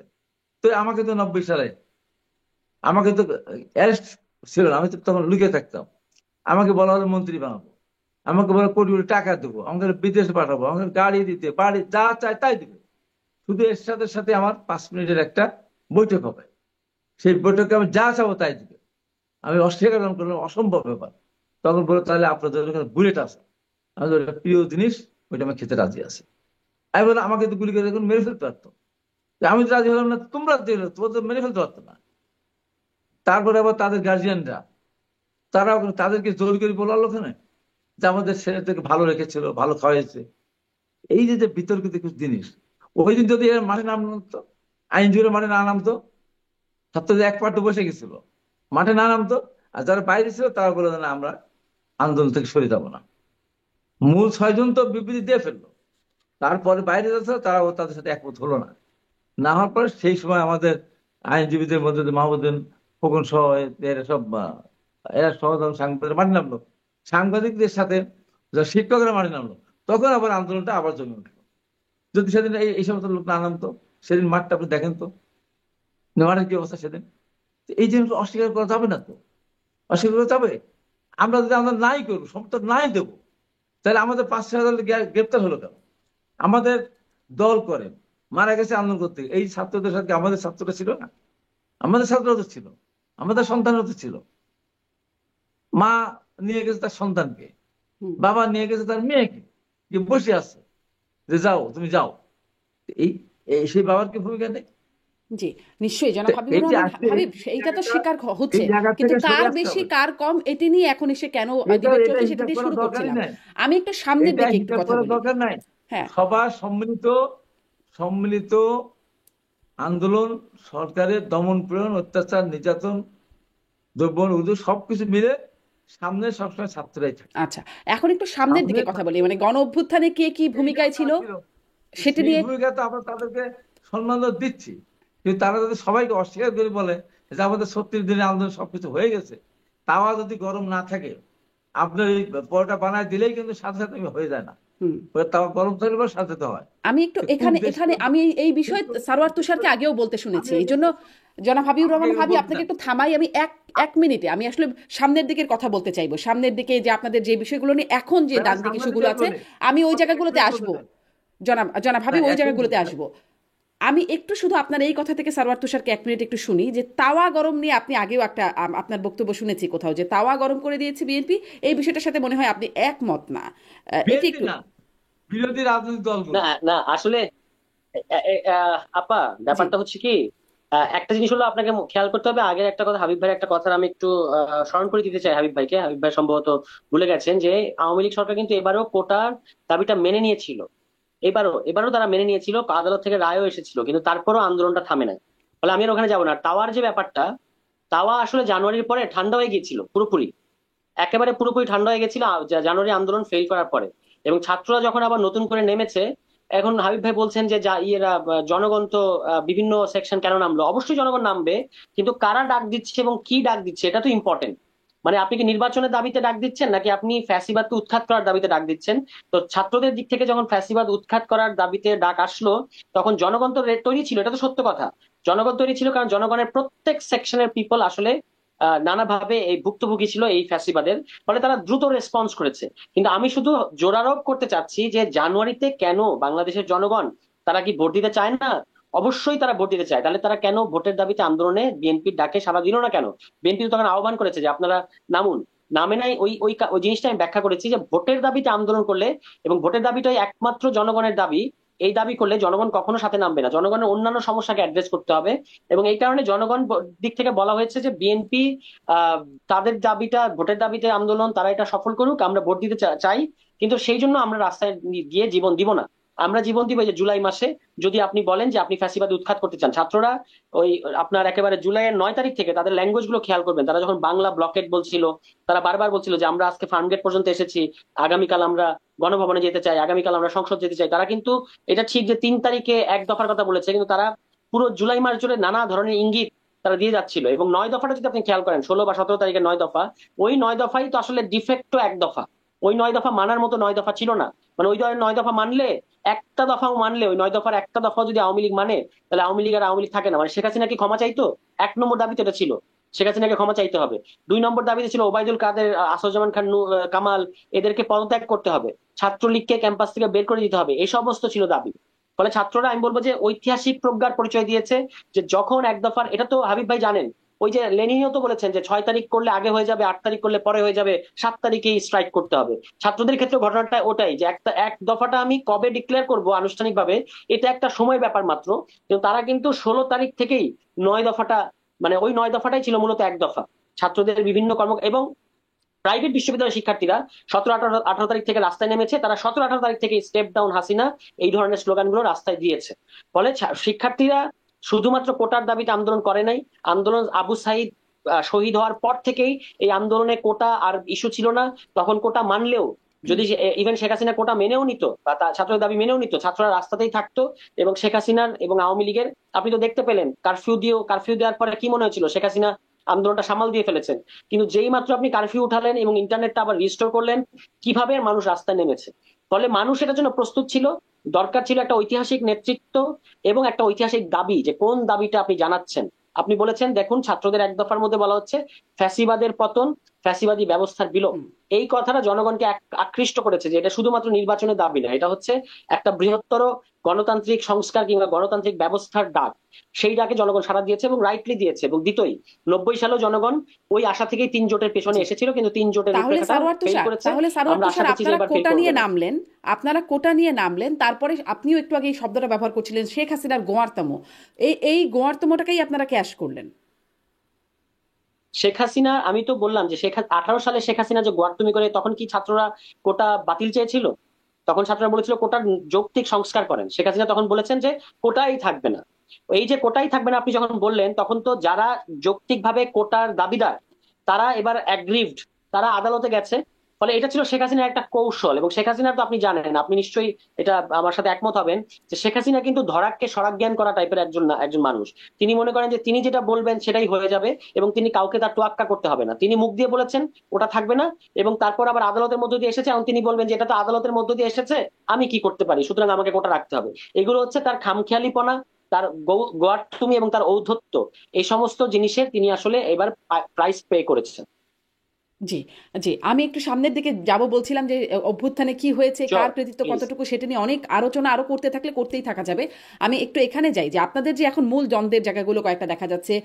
এই সংবিধান ইস্যুতে একটা কিছুদিন আগে উঠেছে, রাষ্ট্রপতিকে নিয়ে সেটিও আরো আগের ব্যাপার। তারপরে দেখেছি আমরা এখন স্থানীয় নির্বাচন না জাতীয় নির্বাচন, সেটি আগে জাতীয় ঐকমত্য কমিশনে এই বিষয়গুলো উঠছে। আমি একটু জনাব হাবিবুর রহমান হাবিব এই জায়গাটি দিয়ে আগে শুরু করি। যদি ঐকমত্য কমিশনে এটি ঐকমতে না আসে, যে যেমন ছাত্ররা বা বৈষম্য বিরোধী ছাত্র আন্দোলন বলছে, জাতীয় নাগরিক কমিটি বলছে, অনেকগুলো জামাতে ইসলামে বলছে, এখন গণ অধিকার পরিষদ নুরুল হক নুকের তারাও বলছে যে তারাও স্থানীয় নির্বাচন আগে চায়, একটা কয়েকটি নির্বাচন। মানে আপনাদের সাথে ঐকমত না হলে আপনারা আসলে কি করবেন? না, আমার খুব পরিষ্কার বক্তব্য যে তুষার খুব সুন্দর করে কথাগুলি বলে, তার কিছু কথার সাথে তার কথাগুলিকে আমি গ্রহণ করলাম। কিন্তু যুক্তিটা হলো এই যে আমার পিন পয়েন্ট কোনটা, যদি কোটা ফিরে না নিয়ে আসতো তাহলে মাঠে নামতো না, এইটা। আর যেদিন শেখ হাসিনা চায়না থেকে এসে সাংবাদিক সম্মেলন করলেন এবং ফারজানার উপর প্রশ্ন করলেন, সেই প্রশ্নের সম্পূর্ণ প্রশ্ন করলেন প্রভাস নামে। ওই প্রভাস নামে যদি ওই প্রশ্ন না করতো যে মুক্তিযোদ্ধার সন্তান নাজিমের চাকরি দিবেন না টাকা দিবেন, আগুনটা তখন ওরকম দাও দাও করে করে না, ক্যাম্পাসে চলতেছিল, দাও দাও চলতো না, গেল। এই যেদিন শেখ হাসিনা এই কথা বললেন সেদিনও কিন্তু ফ্যাসিবাদের দোসর, ফ্যাসিবাদের রাষ্ট্রপতি, তার সঙ্গে তারা কিন্তু স্মারকলিপি দিয়ে আসছে। তাহলে যদি তাই হবে, তারপর আমরা বারবার কেন প্রধানমন্ত্রী বসার চেষ্টা করলাম, অর্থাৎ বৈষম্য বিরোধী ছাত্ররা বারবার প্রধানমন্ত্রী না উবায়দুল কাদের বসে করলাম, বসার চেষ্টা করলাম, কেন তারপর সর্বশেষ রাষ্ট্রপতির কাছে স্মারকলিপি দিলাম? আমি তো মানিই না, তার কাছে স্মারকলিপি দেবে কেন?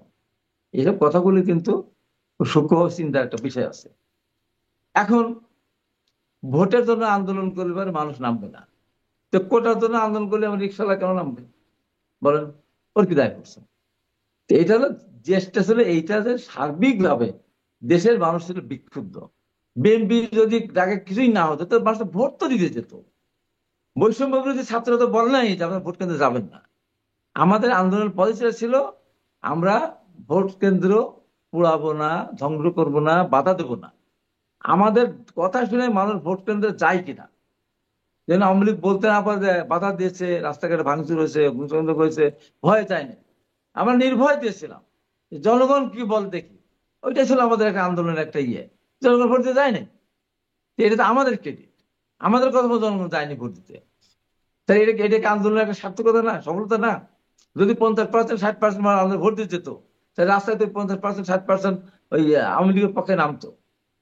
আওয়ামী লীগের পক্ষে নামে নেই, তার মানে ওই যে ঘরে ঢুকে গেছে তারা, ওই ঘরে ঢোকা লোকগুলি মানুষ আর রাস্তায় আসেনি তারা। হুম। যে আওয়ামী কারণে লীগের আমরা পক্ষে যখন সমর্থন আন্দোলন ছিল করেছি, না বলে হয়তো ভোট কেন্দ্রে যায় নাই, মানে তাদের হাতে অপশন সেটাই ছিল তো। না তো ভোট দেবার কেন জন্য। থাকবে না, কেন মানে থাকবে বিএনপির না? ডাক যদি নাও দিত, আমি এই প্রশ্নটা মানে বারবার যেহেতু বলছেন এই প্রশ্নটা করি, যে তখন মানুষের হাতে অপশন কি ছিল? আওয়ামী লীগ বনাম আওয়ামী লীগ, ভোট দিবে কাকে? বিএনপি যদি ডাক নাও দিত তাহলে মানুষ কেনই বা যেত আসলে ভোট দিতে? না না, বিএনপি যদি ডাক না দিত তাহলে অনেক লোক কিছু চলে যেতে পারতো।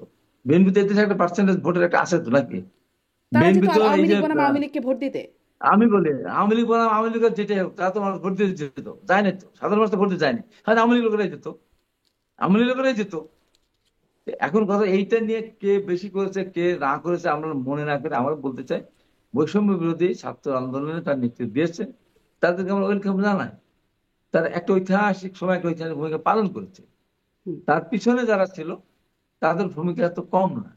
আমরা নদী সাঁতরাই, কলার গাছকে ভেলা বানিয়ে, পায়ে হেঁটে সাইকেলে চলে মুড়ি চিলা নিয়ে, বাস বন্ধ করে দিয়েছে, ট্রাক বন্ধ করে দিয়েছে, আকাশপথ নদীপথ সব বন্ধ করে দিয়েছে, সব হোটেল বন্ধ করে দিয়েছে, চার দোকান, মুড়ির দোকান, পানির দোকান বন্ধ করে দিয়েছে। তারপর লক্ষ লক্ষ মানুষ আমাদের সমাবেশে গিয়েছে, জি, রাস্তায় রাস্তায় মারপিট করেছে, হত্যা করেছে। এগুলিকে জনগণের কাছে গ্রহণযোগ্য ছিল না আমাদের? জি। আমরা নিশ্চয়ই, যদি নিশ্চয়ই সমাবেশ না আপনাদের সেই করতে আন্দোলন পারতাম, ছিল, আমরা দেখেছি। জনাব হাবিবুর রহমান এগুলিকে হাবিব, অস্বীকার করা। যেহেতু আমি সামনে আগাতেই পারছি না আসলে, আমি আমার আমার কথাই বলি, আমার কথাই বলি যে আমি একটা মানুষ, আমি তো এত বড় নেতা না। আমাকে সর্বপ্রথম দিয়েছে এই সব বিগত সরকার শাস্তি দিয়েছে, শাস্তি দিয়েছে, 4 বছর শাস্তি দিয়েছে এবং নির্বাচনে অযোগ্য ঘোষণা করেছে। আমি টকশোর দিকে কথা বলেছিলাম, আপনার সাথে আমি বলছিলাম, আপনি তো ছিলেন না।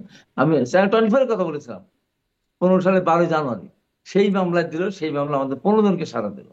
বাংলাদেশের প্রথম হেডলাইন ছিল হাবিব শাহজাহান জনাব হাবিবুর রহমান হাবিব, এটি একদমই অনস্বীকার্য। আপনারা জেল খেটেছেন, আপনারা দীর্ঘদিন এগুলি কি জেল আপনার খেটেছেন। করবে আমি না? একটু একটু আমি এখানে এই মানে গণ অভ্যুত্থানের ভূমিকার জায়গায় আমি বলছিলাম যে কথা বলতে থাকলে সারাদিন ধরেও কথা বলা যাবে, কার কি ভূমিকা ছিল বা কতটুকু ভূমিকা ছিল। যেহেতু বারবার ওখানেই আটকে যাচ্ছি কথাটা, আপনি যদি একদম ক্লোজিং লাইন এভাবে টানি যে গণ অভ্যুত্থানের ভূমিকায় আপনি বিএনপিকে 10-এ কত দেবেন, আর ছাত্রদেরকে বা বৈষম্য বিরোধী ছাত্ররা যারা নেতৃত্বের জায়গায় দেখেছি তাদেরকে কত দেবেন এই ভূমিকায় অবদানের জন্য? এখানে তো মাপামাপির কোনো ব্যাপার নাই তো। মাপামাপি তো হচ্ছে এতক্ষণ আসলে। না 10,000 তাহলে ওই যে সাধারণ শ্রমিক তাদের তাদের তাদের ভূমিকা কি ধরবেন? আপনি হিসাব করেন, যেহেতু 2,000 শহীদ হয়, তাহলে এর ভেতরে কতজন মারা গেছে সাধারণ মানুষ বলেন তো? যারা রাজের সাথে কোনোভাবে সম্পৃক্ত না, হুম। তারা কোটাও বোঝে না, রাজনীতি বোঝে না, সরকারও বোঝে না, বৈষম্য বিরোধী বোঝে না, তাহলে এদের কত দিবেন? তাদের অবদান এদের অনস্বীকার্য, কত? কিন্তু নেতৃত্বের জায়গাটির কথা বলছি না। সবার অবদান, সবার অবদানকে স্বীকার করতে হবে। ছাত্ররা সামনে এসেছিল, ছাত্ররা তো আসছে। কোটা যদি, আবারও বলছি, হুম। কোটা যদি না আনতো তাহলে ছাত্র আসতো না। কোটার কারণে তারা এসেছে, তারপরে একটা আন্দোলন হয়েছে, দেশ ফ্যাসিবাদ মুক্ত হয়েছে। এই জন্য তাদেরকে অসংখ্য বার আমরা ধন্যবাদ দেবো, তাদেরকে আমরা স্যালুট করব। জি। এই ব্যাপারে আমার এতটুকু কি মতামত নাই? জি। তাহলে আসলে এত আমি তর্ক তাদেরকে বিতর্ক স্যালুট কেন করতে চাই। চলছে? তাদেরকে আমরা সামনের দিকে তাদেরকে আইডল হিসেবে আমরা রাখতে চাই, যে তারা আইডল হিসেবে থাক। হুম। তারা দেশের প্রয়োজনে আবার যে কোনো মুহূর্তে রাজনৈতিক দলগুলো ভুল করে, এই ছাত্ররা আবার যেন তার টুট হিসেবে ধরতে পারে, জি। সেই ভূমিকায় আমার তাদের দেখতে জি, চাই। স্পষ্ট। অনেক এখন ধন্যবাদ এখানে যদি হাবিবুর রহমান হাবিব, আপনাকে বিতর্কিত ধন্যবাদ। হয়ে যায়, জি, সমস্যা হয়ে যাবে না? অনেক আমি ধন্যবাদ, চাই অনেক না ধন্যবাদ। এরা আমি বিতর্কিত হোক। সারোয়ার তুষার, আপনার কাছ থেকে আসলে একটু সামনের দিকেই আগাই। আপনাদের রাজনৈতিক দলের কথা বলছিলাম, আপনাদের পেছনে এখন কতজন আসবে, রাজনৈতিক দলগুলোর পেছনে আপনি একটু আগে যেই প্রশ্নটি আপনার কাছে রেখে গিয়েছিলাম সেই প্রশ্নটার জায়গা শুনবো। এবং আমি যেই প্রশ্নটা বারবার যাবার চেষ্টা করছি, যে যদি আপনাদের এখন ঐকমত্য না হয়, যেই বিষয়গুলো থেকে দ্বন্দ্বের শুরু, সেই সংবিধান, রাষ্ট্রপতির বিষয়টা আগে চলে গেছে, সংবিধানটাও কিন্তু যেটি এখন আবার খুব মাথাচাড়া দিয়ে আছে, মানে যেই দাবিটার কথা, স্থানীয় না জাতীয়, কোনটি আগে নির্বাচন, এই বিষয়গুলোতে যদি ঐকমত্য না হয়, বিএনপি তার অবস্থানে শক্ত, তারা কোনোভাবেই জাতীয় নির্বাচনের আগে স্থানীয় নির্বাচন চায় না। আপনারাও বলছেন আপনারা স্থানীয় নির্বাচন আগে চান। ঐকমত না হলে কি হবে? জি, ধন্যবাদ। প্রথমত আমি হাবিব ভাইয়ের একটা কথার আবারও একটু একটু ভুলটা শুধরে দিতে চাই বা একটু দ্বিমত করতে চাই। উনি বলেছেন যে রিক্সা চালক কেন এসেছে কোটা আন্দোলনে। রিক্সা চালক অবশ্যই কোটা আন্দোলনে আসবে। কেন আসবে জানেন? এটা জুলাই মাসে রিক্সা চালকদের বক্তব্য ভাইরাল হয়েছে। তারা বলেছে যে আমি রিক্সা চালাই দেখে আমার ছেলেও রিক্সা চালাবে নাকি, আর আমার ছেলে যে বিশ্ববিদ্যালয় পর্যন্ত যাবে তারপর কি সে এই কোটার কারণে আটকে যাবে? এটা ছিল ইস্যু। যে আপনি যে আপওয়ার্ড ক্লাস মোবিলাইজেশন, এই রাস্তাটা বন্ধ করে রাখা হয়েছিল। এই কারণেই কোটাটা ছিল পুরো জনগণের সকল অংশের ইস্যু। ঠিক আছে, ওটা আর কোটা যদি ফিরিয়ে না আনতো তাহলে কি ছাত্র আন্দোলন করতো কিনা? ছাত্ররা কোনো না কোনো ইস্যু ধরে ঠিকই আন্দোলন করতো। গেল, এবার আপনি এসেছেন বলেছেন যে রাজনৈতিক দল নিয়ে, যে রাজনৈতিক দলে আপনি দেখুন যে ইস্যুগুলো এসেছে, প্রোক্লেমেশন, তারপর হচ্ছে প্রোক্লেমেশন ইস্যুটাকেই বলি। প্রোক্লেমেশন ইস্যুতে সরকার এবং বিএনপি যৌথভাবে ছাত্রদের সাথে প্রতারণা করছে। কারণ সরকার বলেছে যে সরকার এই প্রোক্লেমেশনটা দেবে, এবং বিএনপির কথাতেই তারা আসলে চাপেই আসলে ছাত্রদের গায়ে প্রোক্লেমেশন দেওয়া থেকে বিরত করেছে। ছাত্ররা কিন্তু এখানে যথেষ্ট পরিমাণ নমনীয়তা এবং যথেষ্ট পরিমাণ মানে সমঝোতার পরিচয় দিয়েছে, যে আমরা ঠিক আছে, আমরা সবাইকে নিয়ে আগাবো। কিন্তু তারপর সরকার যেটা দিতে পারছে না এবং বিএনপির কারণে দিতে পারছে না, এটা খুব পরিষ্কার, এবং এর দায় সরকারকে এবং বিএনপিকে নিতে হবে। জনগণের কাছে কিন্তু ছাত্রদের দাবিটা জিতে গেছে, কারণ ছাত্ররা যদি, এটা যদি ঠিক দাবি না হবে, তাহলে কেন সরকার কেন বললো যে আমরা দিতে চাই, কিংবা বিএনপি কেন বললো যে 16 বছরের ত্যাগ সংগ্রাম থাকতে হবে? 16 বছরের ত্যাগ সংগ্রাম থাকতে হবে, এর ব্যাপারে তো আমরা কোনো দ্বিমত করি নাই। যে আপনি রাখেন 16 বছরের ত্যাগ সংগ্রাম, কিন্তু প্রোক্লেমেশনটা দিতে হবে। কেন দিতে হবে সেই প্রশ্নটা আমরা সামনে এনেছিলাম। ফলে জনগণের কাছে বিচারের জন্য ব্যাপারটা, মানে জনগণের আদালতে বিচারের জন্য এই ব্যাপারটা প্লেস করা আছে, জনগণ সিদ্ধান্ত নেবে। সংবিধান নিয়ে যেটা হাবিব ভাই বারবার বলছিলেন, আমি এটা একটু বলতে চাইবো। এই যে 72-এর সংবিধান এবং মুক্তিযুদ্ধকে ইকুয়েট করা, একই ভাবা, এটা হচ্ছে ইতিহাসের সবচেয়ে বড় ভুল। কারণ আমাদের দেশের মুক্তিযুদ্ধের বিরুদ্ধে প্রথম সাংবিধানিক প্রতিবিপ্লব হচ্ছে এই 72-এর সংবিধান। কারণ আমাদের সংবিধান প্রথম মুক্তিযুদ্ধের সাথে অ্যালাইন্ড সংবিধান হচ্ছে আসলে মুক্তিযুদ্ধের ঘোষণাপত্র, যেটা সাম্য, মানবিক মর্যাদা, সামাজিক ন্যায় বিচারের ভিত্তিতে যে ঘোষণাপত্রটা প্রবাসী সরকার দিয়েছিল, এটাই কিন্তু আমাদের ইন্টারিম কনস্টিটিউশন, এটাই আমাদের প্রথম কনস্টিটিউশন। এটাকেই উচিত ছিল দেশ স্বাধীন হওয়ার পরে, মানে আপনার এটাকে পূর্ণাঙ্গ করা, একটা কনস্টিটিউয়েন্ট অ্যাসেম্বলি ডাকা, সেখানে এই কনস্টিটিউশন যেটা হয়ে গেছে, সে মানে ইন্টারিম কনস্টিটিউশন বা একটা অস্থায়ী কনস্টিটিউশন, সেটাকে আপনার পূর্ণাঙ্গ করার একটা ব্যাপার ছিল। সেটা না করে এটাকে কমপ্লিটলি ওভারলুক করে যেভাবে একটা সংবিধান করা হয়েছে, একটা একদলীয় সংবিধান, যে আপনি খেয়াল করবেন 72-এর 19 ফেব্রুয়ারি, আমি যদি ভুল বলে থাকি হাবিব ভাই আমাকে শুধরে দেবেন, 72 সালের 19 ফেব্রুয়ারি তখনও কনস্টিটিউশন হয় নাই বাংলাদেশে। একটা দলীয় সমাবেশে আওয়ামী লীগ প্রধান শেখ মুজিব বললেন যে আমাদের মূলনীতি হচ্ছে এই যে 4টা মূলনীতি বললেন, সমাজতন্ত্র, ধর্মনিরপেক্ষতা, জাতীয়তাবাদ, গণতন্ত্র।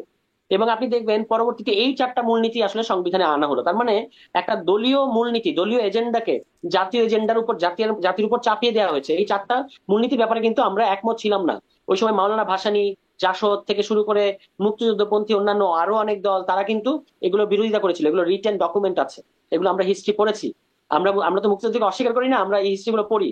আর মুশকিল হচ্ছে আমাদেরকে বারবার এই পরীক্ষাটা দিতে হবে। যাই হোক, আমরা দিতে প্রস্তুত আছি। এখন এই কারণে আমরা 72 সংবিধানটা বিরোধিতা করি, যে এটা আসলে মুক্তিযুদ্ধের বিরুদ্ধে দাঁড়িয়ে আছে। আর দ্বিতীয়ত হচ্ছে এটার পাওয়ার স্ট্রাকচার, এটার মধ্যে একটা এক ব্যক্তি কেন্দ্রিক একটা সাংবিধানিক স্বৈরতন্ত্র কায়েম করা হয়েছে এই সংবিধানের মধ্য দিয়ে। ইটস অফিসিয়াল নাও, এখন এটা সংবিধান সংস্কার কমিশন পর্যন্ত বলছে। সংবিধান সংস্কার কমিশন যে গঠিত হয়েছে তারা কিন্তু এটাই বলছে যে বাংলাদেশের 72 সংবিধানের মধ্য দিয়ে একটা সাংবিধানিক স্বৈরতন্ত্র কায়েম করা হয়েছে।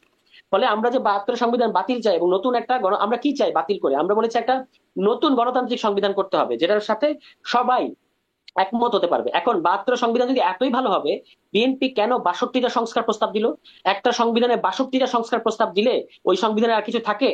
আমরা বিএনপির সাথে পার্থক্য করেছি শুধু এইখানে, যে আপনি যে 62টা সংস্কার প্রস্তাব দিয়েছেন, আপনি যে বলছেন আপনি সংসদে গিয়ে এই সংস্কারগুলো করবেন, তো আমরা যদি, এবং 2/3 জোরে করবেন, 2/3 মেজরিটি জোরে, আমরা যদি কোনোদিন সরকার গঠন করতে পারি, 2/3 মেজরিটি যদি আমাদের থাকে, আমরা কিন্তু আপনাদের ওই সংস্কারগুলোকে বাতিল করে দিতে পারবো। এটা হচ্ছে সংসদে গিয়ে সংস্কার করার সমস্যা। এই কারণে আমরা বলেছি গণপরিষদে যেতে হবে। গণপরিষদ হচ্ছে ফাউন্ডেশন। আপনার একটা বাড়ি আপনি পিলার ছাড়া করতে পারবেন না, আগে পিলার করতে হয়। ফলে গণপরিষদ, যেমন 72 সালে একটা বাংলাদেশে কি হয়েছিল, প্রথমে একটা গণপরিষদ হয়েছিল না? ওই গণপরিষদে কি করছিল তারা? একটা সংবিধান, যতই ত্রুটিপূর্ণ হোক, একটা সংবিধান প্রণয়ন করেছে।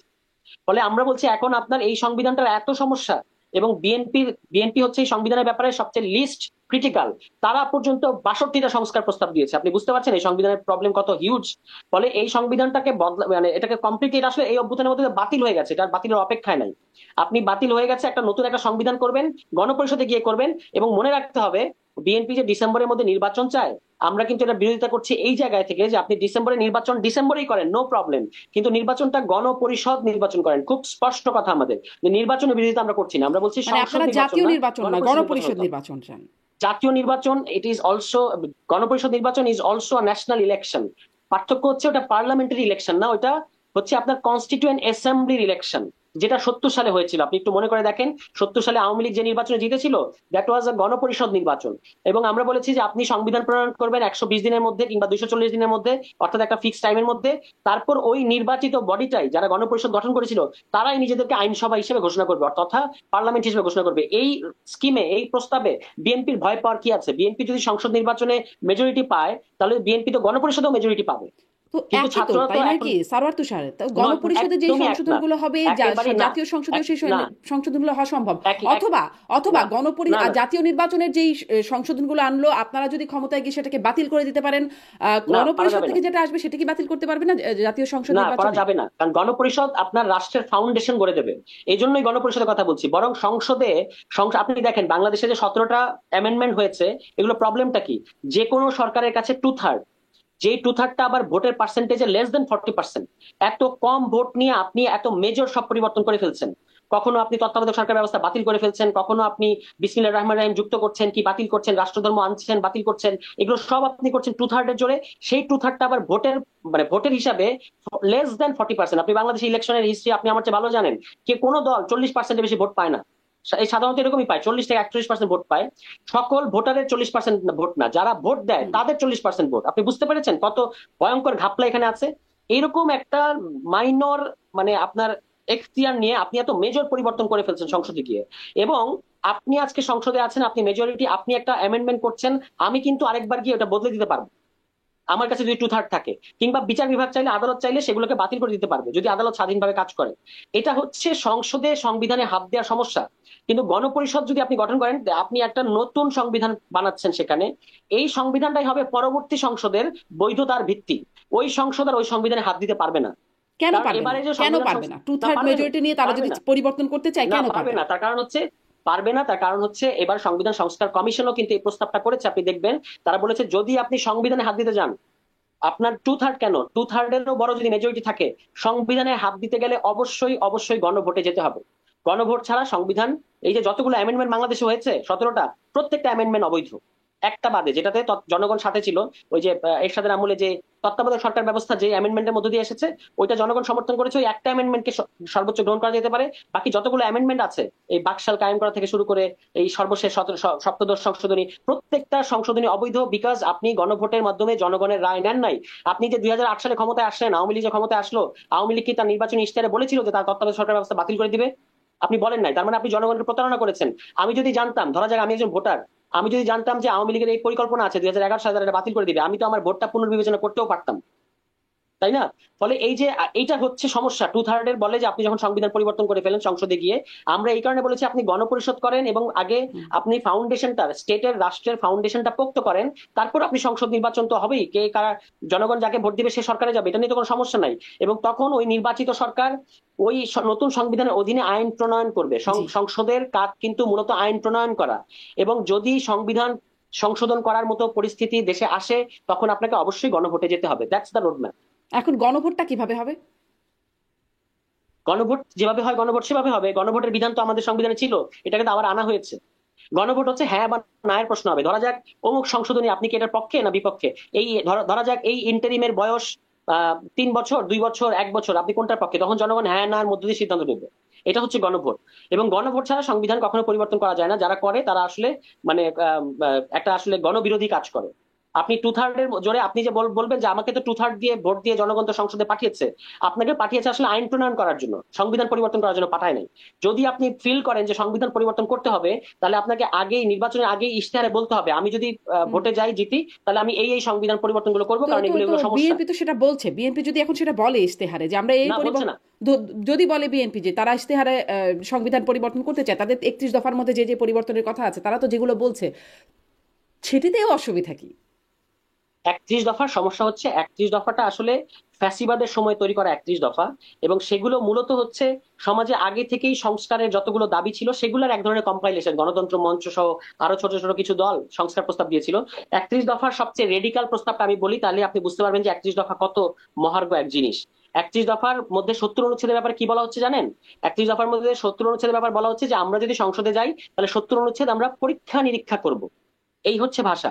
মানে আপনি 70 অনুচ্ছেদ যে একটা সংসদ সদস্যকে যে স্বাধীনভাবে মত প্রকাশ করতে দিচ্ছেন না, আমরা কিন্তু বলেছি যে ফ্লোর ক্রসিং এবং বাজেট বাদে অন্যান্য সকল ইস্যুতে সংসদ সদস্যদেরকে স্বাধীনভাবে মত প্রকাশ করতে দিতে হবে, এমনকি সেটা যদি দলের বিরুদ্ধেও যায়। কিন্তু বিএনপি বলছে যে তারা সংস্কার করবে, তো বিএনপি বলছে যে তারা 70 অনুচ্ছেদটা নিয়ে পরীক্ষা নিরীক্ষা করবে। এটা কি মানে পরীক্ষা নিরীক্ষা মানে কি? মানে তারা তো আপনাকে সুনির্দিষ্টভাবে এই প্রতিশ্রুতিটা দিচ্ছে না যে তারা আসলে সংসদে গিয়ে 70 অনুচ্ছেদটা কোনো না কোনো ধরনের সংস্কার করবে। বাতিল করতে বলছি না, সংস্কার তো করবেন আপনি, সেটার প্রতিশ্রুতি তারা দিচ্ছে না। এরকম বাদ বাকি সবগুলো আপনি দফাগুলো যদি দেখেন, এগুলো বেশিরভাগই আসলে উইশফুল থিঙ্কিং, এক ধরনের আমরা এটা করতে চাই কিন্তু কিভাবে আসলে করবে 70 সেই অনুচ্ছেদের রোডম্যাপটা তারা পক্ষে পরিষ্কার বিপক্ষে করে। অনেক রকম তর্ক আছে, কিন্তু সেদিকে আমি যাব না। আপনাকে ওই এক লাইনে আপনি যদি এটা স্যার তুষার, এখন ঐক্যমত না হলে বিএনপি যদি আপনাদের কথা মানে আপনাদের দাবির সাথে না মানে, আপনারা যদি বিএনপির দাবির সাথে না মানেন, তাহলে কি হবে? মানে এরকম কি পরিস্থিতি হতে পারে যে একটা একটা জি বলবেন, আপনি বুঝতে পেরেছেন আমার প্রশ্ন? আপনি নিজেই একটু আগে বললেন যে এমনকি রাজনৈতিক দলগুলো বিএনপির সকল দাবির সাথে একমত হতে পারছে না। গণ অধিকার পরিষদ, জামায়াত ইসলাম সহ অন্যান্য দল কিন্তু কোনো কোনো ক্ষেত্রে স্থানীয় সরকার নির্বাচনের পক্ষে, এবং অন্যান্য ইস্যুতেও কোন সময়ে সংস্কারের পরে নির্বাচন হওয়া দরকার, বিএনপি তো বলছে আগে নির্বাচন করেন, আমরা নির্বাচিত সরকার গিয়ে সংস্কার করবে। এই প্রশ্ন কিন্তু খোদ রাজনৈতিক দলগুলো যারা কিনা বিএনপির সাথে এতদিন আন্দোলন করেছে, তারা বিএনপির সাথে একমত হতে পারছে না। বাকিদের কথা বাদ দিলাম, মানে ছাত্রদের কথা বাদ দিলাম। এখন কি হবে? আসলে তো আমাদের ঐক্যমত্য, এই যে জাতীয় ঐক্যমত্য কাউন্সিল হয়েছে, সেখানে সবগুলো সংস্কার নিয়ে আলোচনা হবে। বিএনপি যদি কোঅপারেট করে, এবং ডক্টর ইউনূস কিন্তু খুব পরিষ্কার বলেছেন, উনি খেলাটা খুব সহজ করে দিয়েছেন, এজন্য আমি ওনাকে ধন্যবাদ দিই। উনি বলেছেন যে কোন দল কি প্রস্তাব করছে এটা আমরা ওয়েবসাইটে তুলে দেবো, জনগণ বিচার করবে। তাহলে কোন দল সংস্কারের বিরোধিতা করছে, কোন দল কোন সংস্কার মানে নাই এবং কেন মানে নাই, এগুলো যখন ওয়েবসাইটে প্রকাশিত হবে, এগুলো নিয়ে লেখালেখি হবে, আপনার টকশোতে এসে আলাপ হবে, তখন কিন্তু মানে সবকিছু একেবারে জলবৎ তলরং পরিষ্কার হয়ে যাবে যে কারা কি কারণে কি স্বার্থে সংস্কারের বিরোধিতা করছে। তখন জনগণ সিদ্ধান্ত নিতে সহজ হবে জনগণের জন্য। জি, কিন্তু আমার যে প্রশ্নটা হাবিবুর রহমান হাবিব, আপনার কাছে আবারও আসি। এখন ঐক্যমত তৈরি হবে, আপনারা কি মানবেন স্থানীয় সরকার নির্বাচন এর দাবি আগে? এটা কি মানবার বা এখানে কম্প্রোমাইজ করবার জায়গা আছে? যদি না মানেন, তাহলে পরিস্থিতি আসলে কোন দিকে যাবে? জাতীয় ঐক্যমত কমিশনের উদ্দেশ্য সফল হবে কিনা? এইটা আমি বলি যে সংবিধান সংশোধনের যে কথাটা আসছে, আওয়ামী লীগ যখন ক্ষমতা ছিল তারা সংবিধানে অনেকগুলো জিনিস লিপিবদ্ধ করেছিল, আমরা কি মেনেছি? যখন গণঅভ্যুত্থান হলো, বিপ্লব হলো, ওগুলো কি আছে? কিছুই নেই।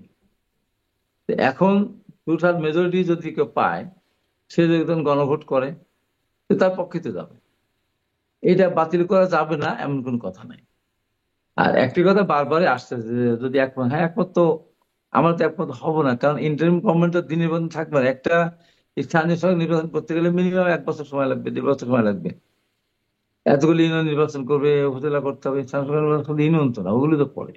কিন্তু আমরা মনে করি স্থানীয় নির্বাচনের ভিতরে পৌরসভা পড়ে, উপজেলা পড়ে, আপনার সিটি কর্পোরেশন পড়ে।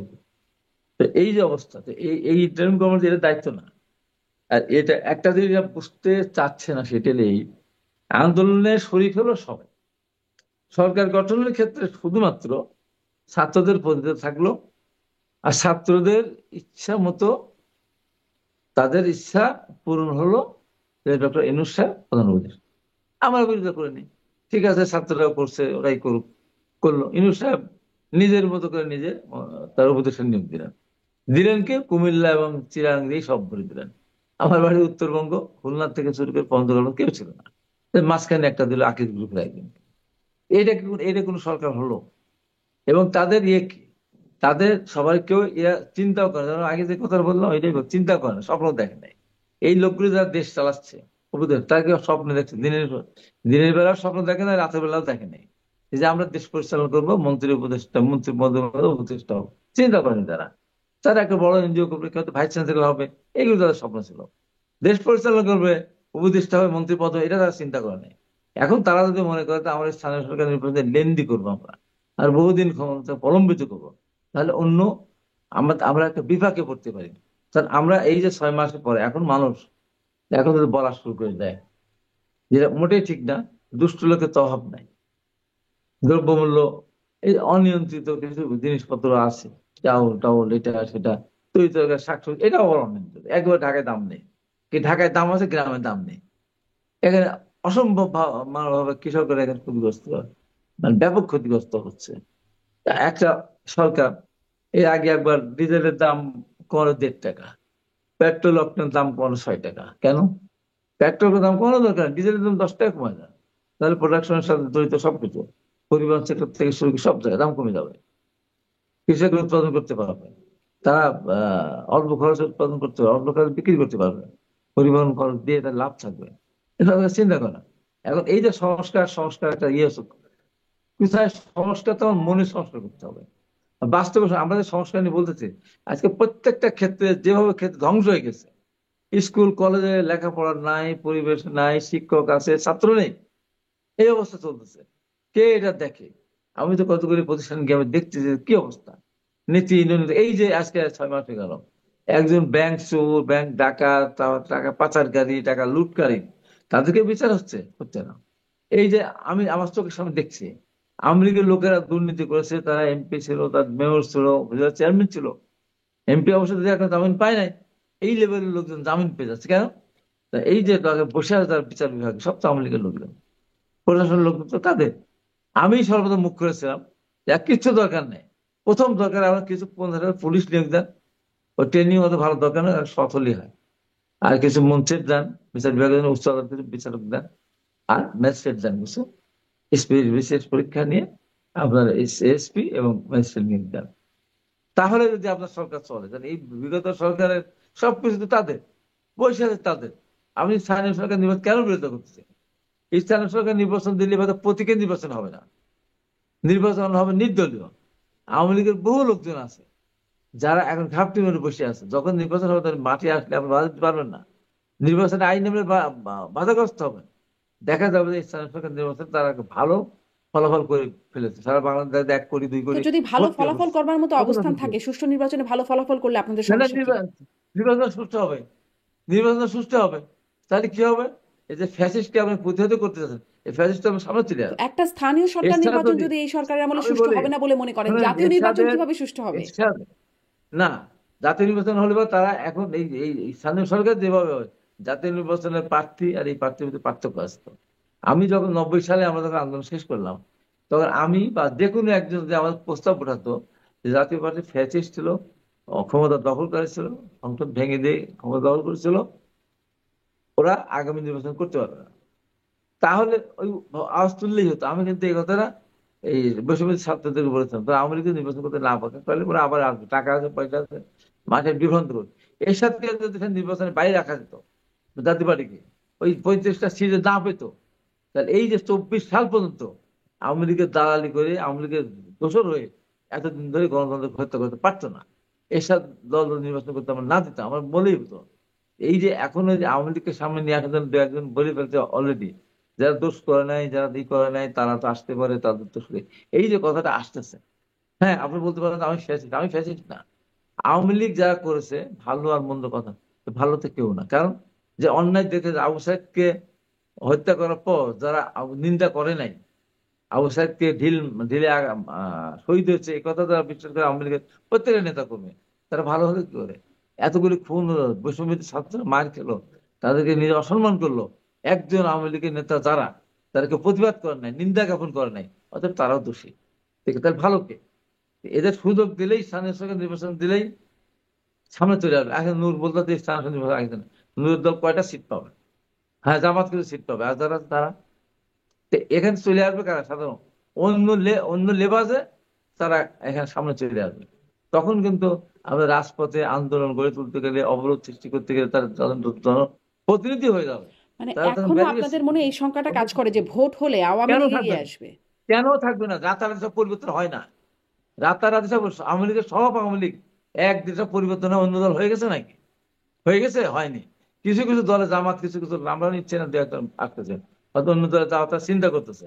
রাতারাতি তার পরিবর্তন হবে না, পরিবর্তন হলে আবার লেবাস পড়বে। আপনি চিন্তা করতে পারেন জি, যে ছাত্র শিবির একটা ইসলামিক এই আদর্শ বিশ্বাস করে, তারা তারা ছাত্রলীগে যোগদান করে ছাত্রলীগের মিছিলে গিয়ে স্লোগান দিয়েছে, একটা একটা শিবির ধরে ধরে জবাই কর, দিনের পর দিন এই স্লোগান দিয়েছে, বা ওই স্লোগান মিছিলে তারা ছিল, প্রতিবাদ করেনি। বৈষম্যবিরোধী আন্দোলনের মধ্যে দিয়ে যখন সরকার পতন হলো, তারা বললো আমি ছাত্র শিবির প্রেসিডেন্ট, ওরা বললো আমি ছাত্র শিবির সেক্রেটারি। এই যে যে অবস্থাটা, এই এই ছাত্রলীগ, এই আওয়ামী লীগ এই সময় দলে ঢুকে যাবে, যেই একটা হবে সামনে থেকে, তখন বলে আমরা ছাত্রলীগ, তখন তা ওখান থেকে ফিরে আসবে। এগুলি আমাদের সতর্ক ভাবে আমরা জি। যদি এই করতে না পারি, আমাদের বিপদ হবে। আজকে বৈষম্যবিরোধী ছাত্রদেরকে আমরা অসম্মান করবো না, ওদের সাথে ওদেরও সামনে এগিয়ে যাক। আমরা আমাদের মধ্যে কোনোভাবেই বিভেদ সৃষ্টি করা যাবে না। দিন শেষে যেটা বলবো, আমাদের মানে পতিত স্বৈরাচারী বা ফ্যাসিস্টের বিরুদ্ধে যে আমরা ঐক্যবদ্ধ আন্দোলন করেছিলাম, এখনো আমাদের ঐক্যের কোনো বিকল্প নেই। আমাদের মধ্যে যখনই ফাটল ধরবে, তৃতীয় পক্ষ এখানে এসে কিন্তু হস্তক্ষেপ করবে, তখন আমরা সবাই ক্ষতিগ্রস্ত হবো, অনেক ধন্যবাদ জনাব মহাবিপদে হাবিবুর রহমান পড়ে হাবিব, যাবো। অনেক ধন্যবাদ। আমি এই জায়গা একদমই থেকে শেষ করব, আমাদের দূরে 30 থাকতে সেকেন্ড হবে। সারোয়ার তুষারকে একটু শুনবো। এই জট কি সামনে খুলবে বলে মনে করেন কিনা, যে বেসিক ইস্যুগুলোতে আপনাদের মধ্যে এখন আসলে ঐকমত্য ওকে, নেই? আমি একটা শুধু স্থানীয় সরকার নিয়ে বলি। যেহেতু আমরা যদিও প্রস্তাব করেছি যে দলীয় প্রতীকের বাইরে আসেন, মানে দলীয় প্রতীকটা বাতিল করে নির্বাচনটা হোক, এটা আমরা বলেছি। কিন্তু ঠিক আছে, যেহেতু দলীয় প্রতীক না থাকলে এবার আওয়ামী লীগ সুযোগ পাবে বলে মনে করছেন হাবিব ভাইরা, তো আমরা এই নির্বাচনটা ইন্টারিমের অধীনে এই নির্বাচনটা আমরা দলীয় প্রতীকে করি। আওয়ামী লীগ সেখানে অংশ নেবে না, তাহলে তো চিহ্নিত থাকবে, ধানের শীষ থাকবে, অন্যান্য দল থাকবে। আসেন তাহলে আমরা নির্বাচনটা, যদি দলীয় প্রতীকে নির্বাচন হয় তাহলে কি হাবিব ভাইরা রাজি হবে? আসলে মোদ্দা কথা হচ্ছে, কোনো না কোনো কারণে বিএনপি যখনই মনে করছে ওই জিনিসটা, অমুক দাবিটা তাদের স্বার্থের বিরুদ্ধে যাচ্ছে, তখন তারা সেটাতে একমত হচ্ছে না। আমরা কিন্তু তাদেরকে বলেছি যে দেখেন, ছাত্রদের সারা দেশে এখনো সেই নেটওয়ার্ক তৈরি হয় না যে তারা স্থানীয় সরকার নির্বাচন দিলেই রাতারাতি তারা জিতে যাবে। বরং বিএনপি প্রস্তুত আছে, 1 মাসের মধ্যে নির্বাচন হলেও বিএনপি সেখানে দাঁড়াতে পারবে, বিএনপি সেখানে জিততে পারবে। কিন্তু কেন সেটাতে তারা রাজি হচ্ছে না আমি জানি না। বিএনপি আসলে জাতীয় নির্বাচন, জাতীয় সংসদ নির্বাচন ছাড়া অন্য যে কোনো দাবিকে সন্দেহের চোখে দেখে থাকে। এটা হচ্ছে বিএনপির এই মানে 5 তারিখের পরের রাজনৈতিক অবস্থান আর কি। সে কারণে তারা পুরো জাতির অন্যান্য সবার দাবি যাই হোক, তারা একটা আলাদা দাবি নিয়ে সবসময় ইয়ে করছে, এবং বড় দল হিসেবে তারা সবসময় দায়িত্বশীলতার পরিচয় দিচ্ছে, সেরকম বলা যাবে না। জি, সারোয়ার তুষার, আপনাকে অনেক হ্যাঁ, ধন্যবাদ। এখানে আমাদের এখানে দেখবার আমি বিষয় সামনে এই জটটা খুলে শেষ কিনা। করে শেষ করে এই শেষ করে দিলাম। জি, সেটা হলো এই বিএনপি প্রথম থেকেই স্থানীয় সরকার নির্বাচন দলীয় প্রতীকের জন্য না হয়, আমরা প্রথম থেকেই বলে আসছি। জি, অতএব এটা বললে তো হবে না, এটা বুঝতে হবে। আর আমরা যে দায়িত্বহীনতার দায়িত্বের পরিচয় দিচ্ছি না, এ কথা ঠিক না। বিএনপি পাশে আছে, আমরা এখনো সবাই ঐক্যবদ্ধ আছি বলেই কিন্তু এখন আমরা আছি। যদি আমাদের মধ্যে বিভেদ সৃষ্টি হয়ে যায়, তাহলে আমরা মহা বিপদে পড়বো, তাই অনেক বলি ধন্যবাদ, অনেক বিভেদ ধন্যবাদ সৃষ্টি